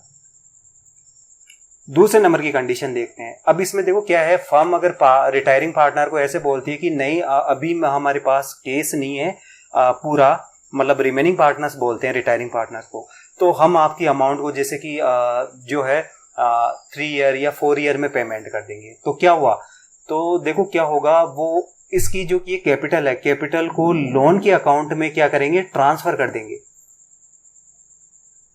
तो देखो क्या होगा, ये रिटायरिंग पार्टनर की कैपिटल को डीआर करेंगे 10,000 से, ठीक है। इससे क्या होगा, इसका कैपिटल का अकाउंट क्लोज हो जाएगा, लेकिन रिटायरिंग पार्टनर के लोन अकाउंट जो होगा वो सीआर हो जाएगा 10,000 से। तो देखो इसका मतलब क्या हुआ, जैसे कि मान लो ये रिटायरिंग पार्टनर सी है, तो सी का लोन अकाउंट होगा ना वो 10,000 से हो जाएगा। तो ये बिल्कुल वैसे ही होगा जैसे कि आपने किसी बैंक से लोन लिया हो। और देखो इसका एक दूसरा रीजन भी ये होता है कि जैसे कि ये पार्टनर तो रिटायर ही हो गया, तब ये जितनी भी अमाउंट फर्म के पास इसकी रुकी हुई है उसको आप कैपिटल नहीं बोल सकते, क्योंकि कैपिटल तो हमेशा ओनर की होती है, और ओनर तो ये बचा ही नहीं, पार्टनर तो ये है ही नहीं अब। तो मतलब अगर ओनर के अलावा कोई दूसरा व्यक्ति, पर्सन अगर पैसा पेमेंट करता है तो फिर वो लोन की कैटेगरी में ही कंसिडर किया जाता है। इसीलिए देखो कैपिटल अकाउंट का जो अमाउंट है वो ट्रांसफर कर दी लोन अकाउंट में। अब देखो तीसरी नंबर की कंडीशन, अगर सपोज करो ऐसा फर्म जो है इस रिटायरिंग पार्टनर को कहती है कि 3,000 का पेमेंट तो अभी कर दिया जाएगा, और जो रिमेनिंग अमाउंट है जो कि 7,000 की है उसका पेमेंट बाद में किया जाएगा। तो इस कंडीशन में देखो किस तरीके से एंट्री होगी। देखो पहली चीज तो ये कि फर्म का 3,000 का केस या बैंक बैलेंस जो होगा वो कम हो जाएगा, ठीक है। वो तो केस या बैंक को देखो सीआर कर देंगे 3,000 की अमाउंट से, और जो ये 7,000 की अमाउंट जो बाद में दी जाएगी वो देखो लोन में कन्वर्ट हो जाएगी, तो 7,000 का ये लोन बन जाएगा, ठीक है। और जो कैपिटल होगी वो 10,000 से डीआर हो जाएगी, तो इसकी वजह से ये कैपिटल का अकाउंट तो क्या होगा, क्लोज हो जाएगा। अब क्या है, अब फर्म के पास एक लोन हो गया जिसकी की वैल्यू 7,000 की है, और वो लोन इस रिटायरिंग पार्टनर से लिया हुआ है। अब देखो इस एंटी के लिए देखो क्या है, जब भी मतलब जिस भी दिन आपने ये वाली एंटी पास की ना, जिस भी दिन, ठीक है, उस दिन से लेके फाइनेंशियल ईयर का जब एंड हो जाएगा ना, उस दिन इस जो ये 7,000 का जो ये लोन है, 7,000 का ये लोन, इस लोन के ऊपर कितना इंटरेस्ट बनेगा उस इंटरेस्ट का कैलकुलेशन किया जाएगा। जैसे कि सपोज करो 1,000 का इंटरेस्ट बनता है, ठीक है, तो इंटरेस्ट को डीआर कर देंगे 1,000 की अमाउंट से। क्यों, क्योंकि ये तो देखो फर्म के लिए एक्सपेंसेस है। ये बिल्कुल वैसे ही है जैसे कि फर्म ने जो है किसी बैंक से लोन लिया और उसके ऊपर फर्म क्या करती है, इंटरेस्ट पे करती है, तो वो डीआर ही होगा। ठीक इसी तरीके से ये भी लोन ही है। तो ये 1,000 का जो होगा 1,000 से इंटरेस्ट जो होगा वो डीआर होगा। और देखो ये लोन भी किसको देना है, इस रिटायरिंग पार्टनर को ही तो देना है। तो देखो पहले इसकी अमाउंट कितनी थी इस लोन की, 7,000 की। अब इसमें जो होगा 1,000 और ऐड हो जाएगा इंटरेस्ट का, तो इससे टोटल अमाउंट कितनी हो जाएगी, 8,000 की। तो इसी वजह से जो रिटायरिंग पार्टनर का लोन अकाउंट है वो भी देखो इंक्रीज हो जाएगा 1,000 से। तो इसकी वजह से अब ये जो रिटायरिंग पार्टनर का जो लोन अकाउंट है इसका जो बैलेंस होगा ना वो 8,000 का हो जाएगा, 8,000 से सीआर हो जाएगा। तो इसका मतलब ये हुआ कि इस रिटायरिंग पार्टनर को 8,000 का पेमेंट करना है।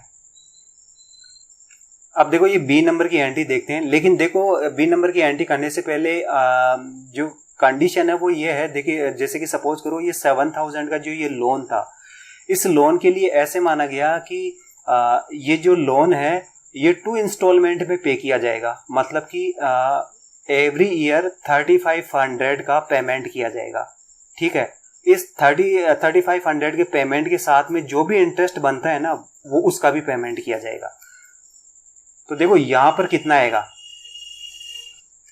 रिटायरिंग पार्टनर्स लोन में कितना आएगा, 3,500 प्लस 1000 का जो ये अभी इंटरेस्ट बना, तो मतलब रिटायरिंग पार्टनर के लोन के अकाउंट को डीआर करना है कितने, 4500 की अमाउंट से डीआर करना है। और ऐसे ही फर्म 4500 से जैसे आपने डीआर किया तो इतना ही पेमेंट क्या करेगी, इतना ही पेमेंट फर्म जो है इस पार्टनर रिटायरिंग पार्टनर को पेमेंट कर देगी। तो 4500 से फर्म का जो केस है वो कम हो जाएगा। तो ये इस तरीके से जो एंटी होती है ना वो पास की जाती है।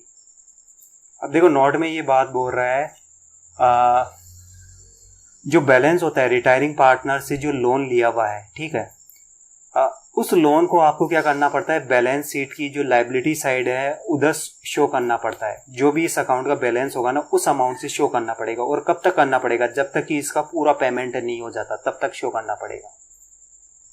सेकंड नंबर के पॉइंट के ऊपर बोल रहा है जो ये ऊपर एंट्रियां दी हुई ना, ये ए की और ये बी की, ये देखो एवरी ईयर फाइनेंशियल ईयर के एंडिंग में क्या होगी, बार बार रिपीट होती रहेगी। और कब तक रिपीट होगी, जब तक कि ये पूरा लोन जो होती है फर्म पे नहीं कर देती तब तक जो होगी ये फाइनेंशियल ईयर के एंडिंग में ये एंटीज पास होती रहेगी। जैसे देखो अभी मैंने 1 ईयर का बताया ना, जैसे अभी मैंने कहा कि जैसे सपोज करो ये 2 इंस्टॉलमेंट में पेमेंट करना है, तो जैसे कि नेक्स्ट ईयर जब आएगी और तो नेक्स्ट ईयर के एंडिंग में फिर ये एंटी की जाएगी।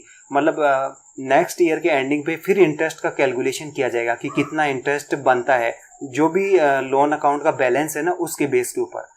अब जैसे कि जितना भी वो इंटरेस्ट बनेगा ना उस इंटरेस्ट सहित और जो ये जितनी भी अमाउंट बच गई इसकी, उस अमाउंट में ऐड करके फिर ये बी वाली एंटी पास की जाएगी। और उतनी अमाउंट क्या होगी, उतनी अमाउंट से जो फर्म का जो केस है वो कम हो जाएगा। अब देखो इलस्ट्रेशन 11 देखते हैं जो इसी से रिलेटेड है। अमरिंदर, महेंद्र और जोगिंदर देखो पार्टनर से एक फर्म के अंदर। महेंद्र क्या होता है, देखो रिटायर होता है, ठीक है, और उसके रिटायरमेंट पे जो उसकी अमाउंट बनती है वो 60,000 की बनती है। कहने का मतलब रिवेल्वेशन अकाउंट बनाया, उसमें जो भी उसका जो भी शेयर था उस शेयर के एडजस्टमेंट के बाद में फर्म के जो भी रिटर्न्ड अर्निंग है और जो एक्यूमुलेटेड लॉसेस है और बाकी जो कुछ भी बच गया उन सब के एडजस्टमेंट के बाद में जो इसका कैपिटल अकाउंट है वो 60,000 की अमाउंट शो कर रहा है। इसका मतलब ये है ये वो अमाउंट है जो कि फर्म महेंद्र को पे करेगी 60,000 की। अब देखो फर्म और जो ये महेंद्र है इनके बीच में ये एग्रीमेंट होता है कि ये जो 60,000 की जो ये अमाउंट है ये इंस्टॉलमेंट में पे की जाएगी। और इसके लिए जो महेंद्र है देखो वो भी एग्री हो जाता है। अब हमें देखो महेंद्र का लोन अकाउंट बनाना है और उसमें भी देखो इसने कुछ कंडीशन दी है। तो पहली कंडीशन क्या है, ये इसमें बोल रहा है कि उसको क्या है, देखो 4 इंस्टॉलमेंट में पूरा पेमेंट किया जाएगा, 4 इंस्टॉलमेंट में, और हर इंस्टॉलमेंट 1 ईयर में 1 की जाएगी। मतलब 1 साल में एक ही इंस्टॉलमेंट का पे किया जाएगा। इसका मतलब ये हुआ पूरा पेमेंट जो होगा वो 4 ईयर में होगा। और देखो हर इंस्टॉलमेंट के साथ में जितनी भी अमाउंट लोन की रिमेनिंग है जो बची हुई है उसके ऊपर 12% का इंटरेस्ट रेट भी दिया जाएगा। तो इस पहली कंडीशन के अकॉर्डिंग सॉल्यूशन देखते हैं इसका। तो देखो जैसे ये अकाउंट बनाया हुआ है, जर्नल में एंट्री इसने समझा ही नहीं, तो साथ में जो इसकी करस्पॉन्डिंग जर्नल की जो एंट्रीज होगी वो भी देखो मैं साथ में एक्सप्लेन करूंगा। तो सबसे पहले तो देखो क्या करेंगे, इसकी जो महेंद्र की 60,000 की जो अमाउंट बन रही है ना इसको लोन में कन्वर्ट करेंगे। तो इसके लिए देखो ये सेकंड नंबर की एंट्री होगी। तो ये क्या होगा, कैपिटल अकाउंट जो है महेंद्र का वो 60,000 से डीआर हो जाएगा, ठीक है। इसकी वजह से इसका कैपिटल अकाउंट क्या होगा, क्लोज हो जाएगा। और इसका महेंद्र का लोन अकाउंट, तो ये महेंद्र का लोन अकाउंट हो जाएगा जो कि सीआर होगा सेम अमाउंट से 60,000 से, ठीक है। तो लोन का अकाउंट क्रिएट हो जाएगा। तो देखो ये कैपिटल की वजह से इसका जो लोन का अकाउंट है वो सीआर हो गया 60,000 से, ठीक है। अब देखो ये एंट्री कब की गई, ये ईयर के बिगिनिंग की एंट्री है। आप ये चीज ध्यान दो, कौन सी एंट्री कब की गई, मतलब कि कौन सी एंट्री ईयर के बिगिनिंग की है, कौन सी एंट्री ईयर के एंडिंग की है, ये चीज भी ध्यान में रखना जरूरी है। तो ये ईयर के बिगिनिंग की है, मतलब जिस दिन आपने कैपिटल को लोन अकाउंट में ट्रांसफर किया ना उस दिन की एंट्री है। अब ये इंटरेस्ट की एंट्री देखते हैं। ये देखो फर्स्ट ईयर के एंडिंग की एंट्री है, जैसे कि एंडिंग मान लो, या फिर देखो हाँ एंडिंग के बेस पे ही है। एंडिंग के बेस पे जैसे ये फर्स्ट ईयर को अगर मैं जैसे कि जनवरी 1 अगर मैं इसको मानूं तो ये जो इंटरेस्ट वाली एंट्री है ये दिसंबर 31 की एंट्री है, इस तरीके से। तो जैसे इंटरेस्ट का कैलकुलेशन किस तरीके से करेंगे, जो ये 60,000, देखो जितना भी लोन है ना, रिमेनिंग जो लोन होगा उसके ऊपर किया जाएगा। तो यहाँ पर रिमेनिंग कितना है, 60,000 है। तो 60,000 का 1 ईयर का, और इंटरेस्ट रेट कितनी है, जैसा कि ये देखो क्वेश्चन में दिया हुआ है 12% पर एन्यूम की इंटरेस्ट रेट है। तो अमाउंट, तो देखो जो प्रिंसिपल है कितने का, 60,000 का, इंटरेस्ट रेट 12%, और 1 ईयर के लिए कैलकुलेट करना है डिवाइडेड बाई 100। तो ये देखो क्या आएगा, 7200 की जो होगी ये वैल्यू आ जाएगी।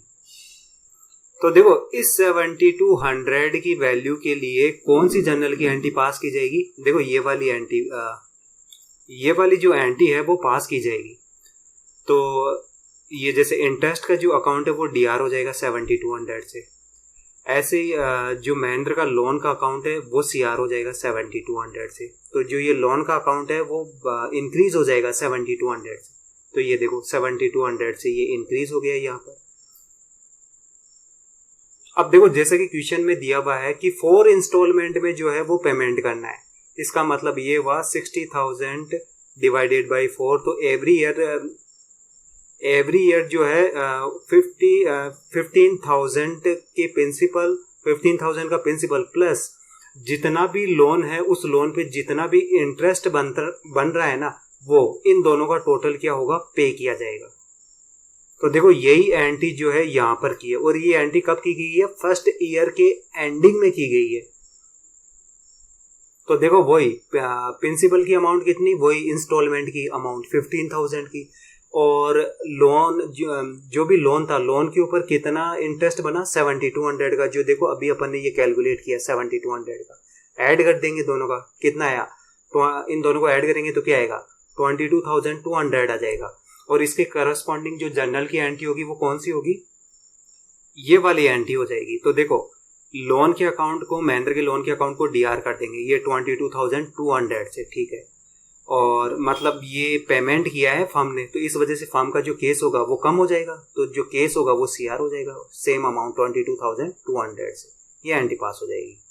अब देखो फर्स्ट ईयर के एंडिंग पे इस महेंद्र के लोन अकाउंट का बैलेंस कितना होगा, 45,000 का सीआर बैलेंस शो करेगा।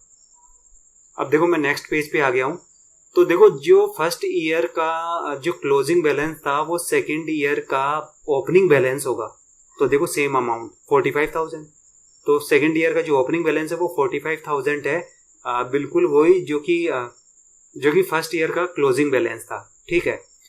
अब सेकेंड ईयर के एंडिंग पे फिर इंटरेस्ट का कैलकुलेशन करेंगे। तो देखो क्या करेंगे, प्रिंसिपल अमाउंट कितनी है, 45,000, ठीक है।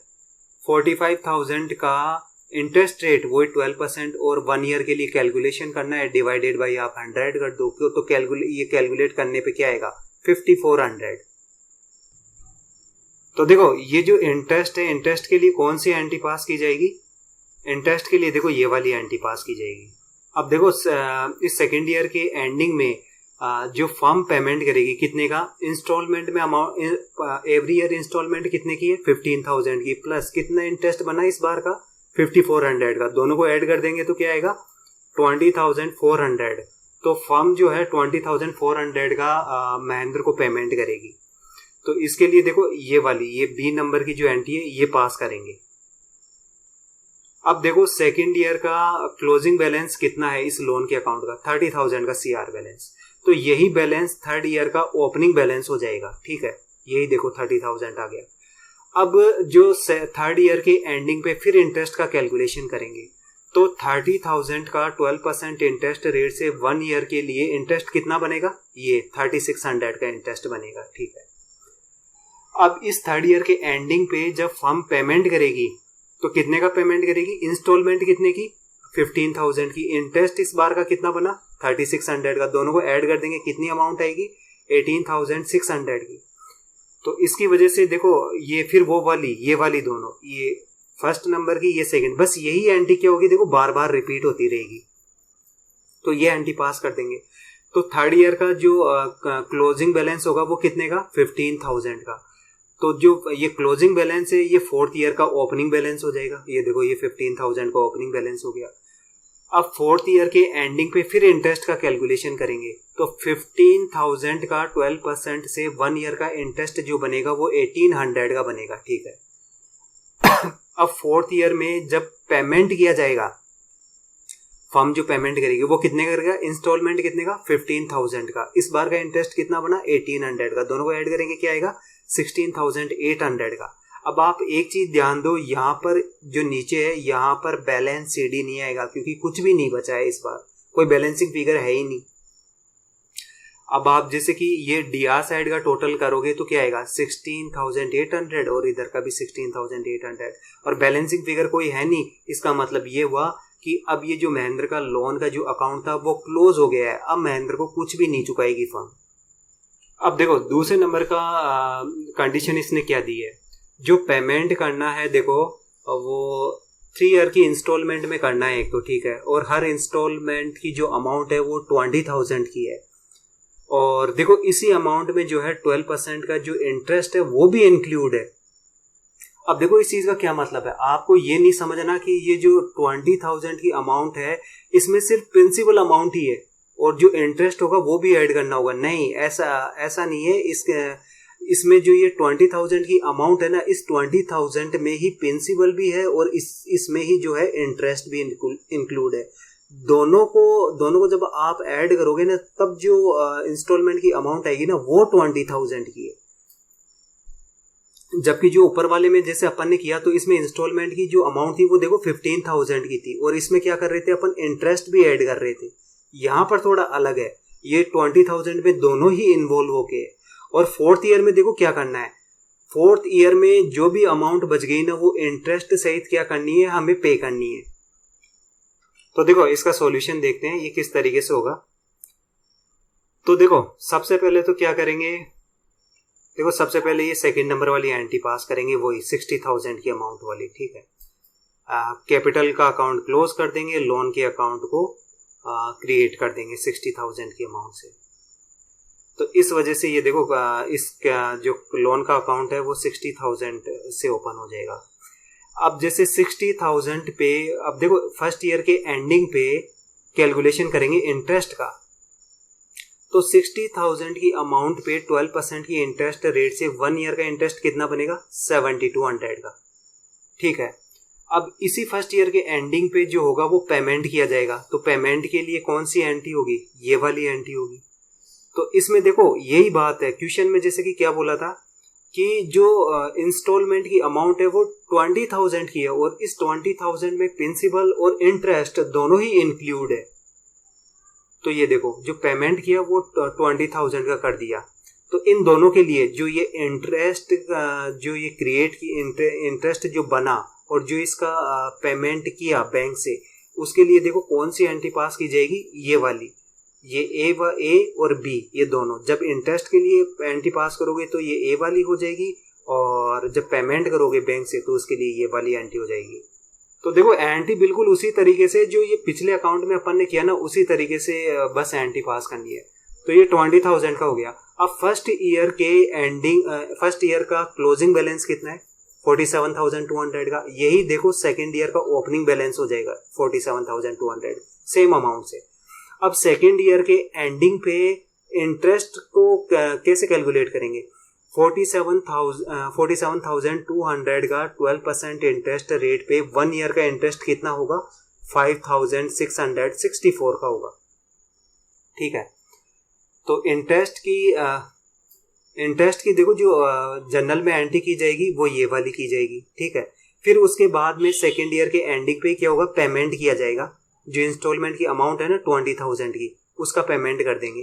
तो पेमेंट की कौन सी एंट्री होगी, देखो ये वाली हो जाएगी। तो इसमें क्या होगा, वो 20,000 से लोन जो होगा वो कम हो जाएगा और फर्म से केस जाएगा 20,000 का, तो ये 20,000 ये इधर केस कम हो जाएगा, ठीक है।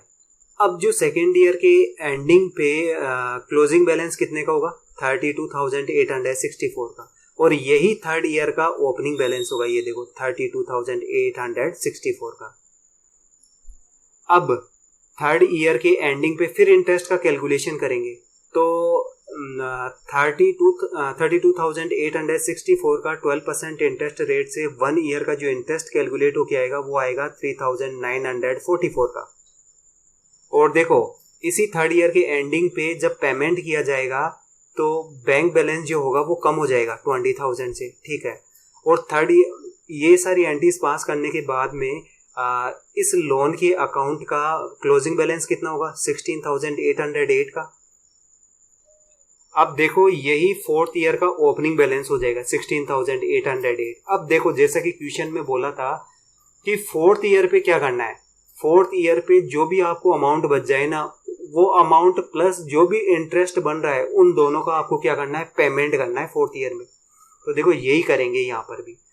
तो जो फोर्थ ईयर का ओपनिंग बैलेंस ये 16,808 का, और फोर्थ ईयर के एंड पे कितना इंटरेस्ट बनेगा इस 16,808 के प्रिंसिपल का 12% की रेट से 1 ईयर का जो इंटरेस्ट बनेगा वो 2017 का बनेगा, ठीक है।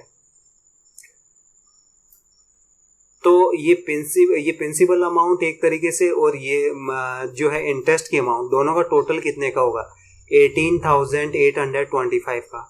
अब देखो इस डीआर सेट इस पूरी की पूरी अमाउंट का क्या करेंगे, बैंक से पेमेंट कर देंगे। तो इस वजह से क्या होगा, देखो कोई बैलेंसिंग फिगर नहीं आया इधर, ठीक है। तो ये अकाउंट जो होगा वो क्लोज हो जाएगा। अब देखो ये थर्ड नंबर की कंडीशन देखते हैं। पेमेंट जो है हमें 4 इंस्टॉलमेंट में 4 इक्वल इंस्टॉलमेंट में करना है, ठीक है। और ये जो इंस्टॉलमेंट है इस इंस्टॉलमेंट 12% का जो इंटरेस्ट रेट है वो भी इन्वॉल्व है, ठीक है। जैसे यहाँ पर 20,000 के अंदर दोनों अमाउंट इन्वॉल्व थी, यहाँ पर प्रिंसिपल अमाउंट भी इन्वॉल्व थी और इंटरेस्ट भी इन्वॉल्व था। यहाँ पर इसमें जो आप जो भी इंस्टॉलमेंट देंगे, ठीक है, 4 ईयर तक, उस हर एक इंस्टॉलमेंट वो चारों इंस्टॉलमेंट क्या होनी चाहिए, इक्वल होनी चाहिए। और उस इंस्टॉलमेंट में प्रिंसिपल और ये इंटरेस्ट दोनों ही इन्वॉल्व है, ठीक है। तो ये तो आप सोच रहे होंगे कि ये तो बहुत टफ हो गया, इसका कैसे कैलकुलेशन करेंगे। तो देखो एक्चुअल में क्या होता है, एक टेबल दी हुई होती है, एन्युटी टेबल दी हुई होती है, उसके बेस के ऊपर जो होता है कैलकुलेशन किया जाता है। वहां पर देखा जाता है कि जैसे कि जो इंटरेस्ट रेट है वो 12% है और कितने ईयर के लिए आप कैलकुलेशन कर रहे हो, 4 ईयर के लिए, उसके लिए क्या होती है उसके करस्पॉन्डिंग जो होती है वैल्यू दी जाती है। जो इसके करस्पॉन्डिंग वैल्यू है 12% इंटरेस्ट रेट और 4 ईयर के लिए वो ये वाली वैल्यू है, उसको आप जो है प्रिंसिपल अमाउंट से मल्टीप्लाई कर दो 60,000 से। तो इससे क्या होगा, हर इंस्टॉलमेंट की अमाउंट जो होगी वो कैलकुलेट हो जाएगी। जैसे आप मल्टीप्लाई करोगे इसको इस 60,000 से तो जो वैल्यू आएगी वो देखो ये आएगी 19,754 की आएगी। मतलब अगर आप एवरी ईयर 19,754 का पेमेंट करोगे ना, तो फोर्थ ईयर में जब आप पेमेंट करोगे तो ये पूरा लोन का जो अकाउंट होगा ना वो क्लोज हो जाएगा। मतलब पूरा 60,000 का जो होगा पेमेंट हो जाएगा इंक्लूडिंग इंटरेस्ट। तो देखो अब इस अकाउंट को देखते हैं। तो देखो सबसे पहले तो जो कैपिटल के अकाउंट की जो अमाउंट थी उसको लोन के अकाउंट में ट्रांसफर करेंगे। तो देखो ये 60,000 की एंट्री हो जाएगी। और फिर उसके बाद में फर्स्ट ईयर के एंडिंग पे इंटरेस्ट का कैलकुलेशन करेंगे। तो क्या करेंगे, 16,000 का 12% इंटरेस्ट रेट पे 1 ईयर का जो इंटरेस्ट आएगा वो 7,200 का आएगा, ठीक है। और फिर क्या करेंगे, वही फर्स्ट ईयर के एंडिंग पे बैंक से पेमेंट कर देंगे। और कितनी अमाउंट का, जो अपन ने इंस्टॉलमेंट अभी डिसाइड की ना, ये 19,754 का, इसका पेमेंट कर देंगे। तो फर्स्ट ईयर के एंडिंग पे क्लोजिंग बैलेंस कितने का आएगा, ये 47,446 का आएगा। और ये क्या हुआ, सेकेंड ईयर का ओपनिंग बैलेंस आएगा, ये देखो 47,446। और फिर देखो सेकेंड ईयर के एंडिंग पे इंटरेस्ट का कैलकुलेशन करेंगे, किस अमाउंट पे, इस 47,446 पे। तो इंटरेस्ट आएगा 5,694 का। और फिर क्या करेंगे, वही सेकेंड ईयर के एंडिंग पे क्या करेंगे, बैंक से पेमेंट कर देंगे, वही सेम जो इंस्टॉलमेंट की अमाउंट है 19,754 का। सेकेंड ईयर का क्लोजिंग बैलेंस कितने का रहेगा, 33,386 का। और यही क्लोजिंग बैलेंस थर्ड ईयर का ओपनिंग बैलेंस हो जाएगा, ये 33,386। फिर थर्ड ईयर के एंडिंग पे फिर इंटरेस्ट का कैलकुलेशन करेंगे। तो इंटरेस्ट कितना कैलकुलेट होगा इस 33,386 पे, ये हो जाएगा 4,006 का। फिर क्या करेंगे, इस थर्ड ईयर के एंडिंग पे वही पेमेंट कर देंगे सेम अमाउंट से 19,754। तो थर्ड ईयर का जो क्लोजिंग बैलेंस आएगा 17,638, ये क्या होगा, फोर्थ ईयर का ओपनिंग बैलेंस हो जाएगा। ये देखो सेम अमाउंट से। अब इसी अमाउंट पे फोर्थ ईयर के एंडिंग पे इंटरेस्ट का कैलकुलेशन करेंगे जो कि 2,116 का आएगा, ठीक है। तो जैसे इन दोनों अमाउंटों का, हाँ, अब जैसे इन दोनों अमाउंटों को टोटल करेंगे तब भी देखो अमाउंट वही आ रही है जो अपन ने डिसाइड की थी इंस्टॉलमेंट की, और उसी अमाउंट से फोर्थ ईयर के एंडिंग में क्या करेंगे, बैंक से पेमेंट कर देंगे। अब यहाँ पर देखो कोई बैलेंस नहीं बचा है, ठीक है, मतलब ये अकाउंट जो है वो क्लोज हो चुका है। तो कहने का मतलब देखो आप एक चीज कि एवरी ईयर एंडिंग पे, फर्स्ट ईयर के एंडिंग, सेकेंड, थर्ड और फोर्थ ईयर के एंडिंग पे सेम अमाउंट से जो होता है वो बैंक कम हो रहा है 19,754 से। अब देखो यहाँ पर ये नीचे एक बात बोल रहा है कि अगर पार्टनर रिटायर होता है या पार्टनर की डेथ हो जाती है, दोनों ही कंडीशन के अंदर क्या होता है, जो एंटी पास की जाती है वो सेम की जाती है। जो डिफरेंस होता है वो देखो सिर्फ एक ही होता है, अगर पार्टनर रिटायर हो रहा है तो उसकी कैपिटल जो है उसके लोन अकाउंट में ट्रांसफर कर दी जाती है, जो अब तक अपन ने इन एग्जांपल्स में देखा, ठीक है। और दूसरी, अगर उस पार्टनर की डेथ होती है तो उस कंडीशन में उस पार्टनर की सारे एडजस्टमेंट करने के बाद जो कैपिटल बनेगी, उस कैपिटल की अमाउंट को उसका जो भी रिप्रेजेंटेटिव होगा, मतलब जैसे कि उसका बेटा या उसकी वाइफ जो भी होगा, उसके लोन अकाउंट में क्या किया जाएगा, ट्रांसफर कर दिया जाएगा। अब देखो जो अगला है ये डू इट योरसेल्फ, ये मेरे पेड कोर्स का हिस्सा है। तो आप चाहो तो मेरा पेड कोर्स परचेज कर सकते हो, तो इसके लिए आप मेरे व्हाट्सअप नंबर पे व्हाट्सअप कर सकते हो। अगर आपको वीडियो अच्छा लगा हो तो लाइक करें, सब्सक्राइब करें। Thank you for watching.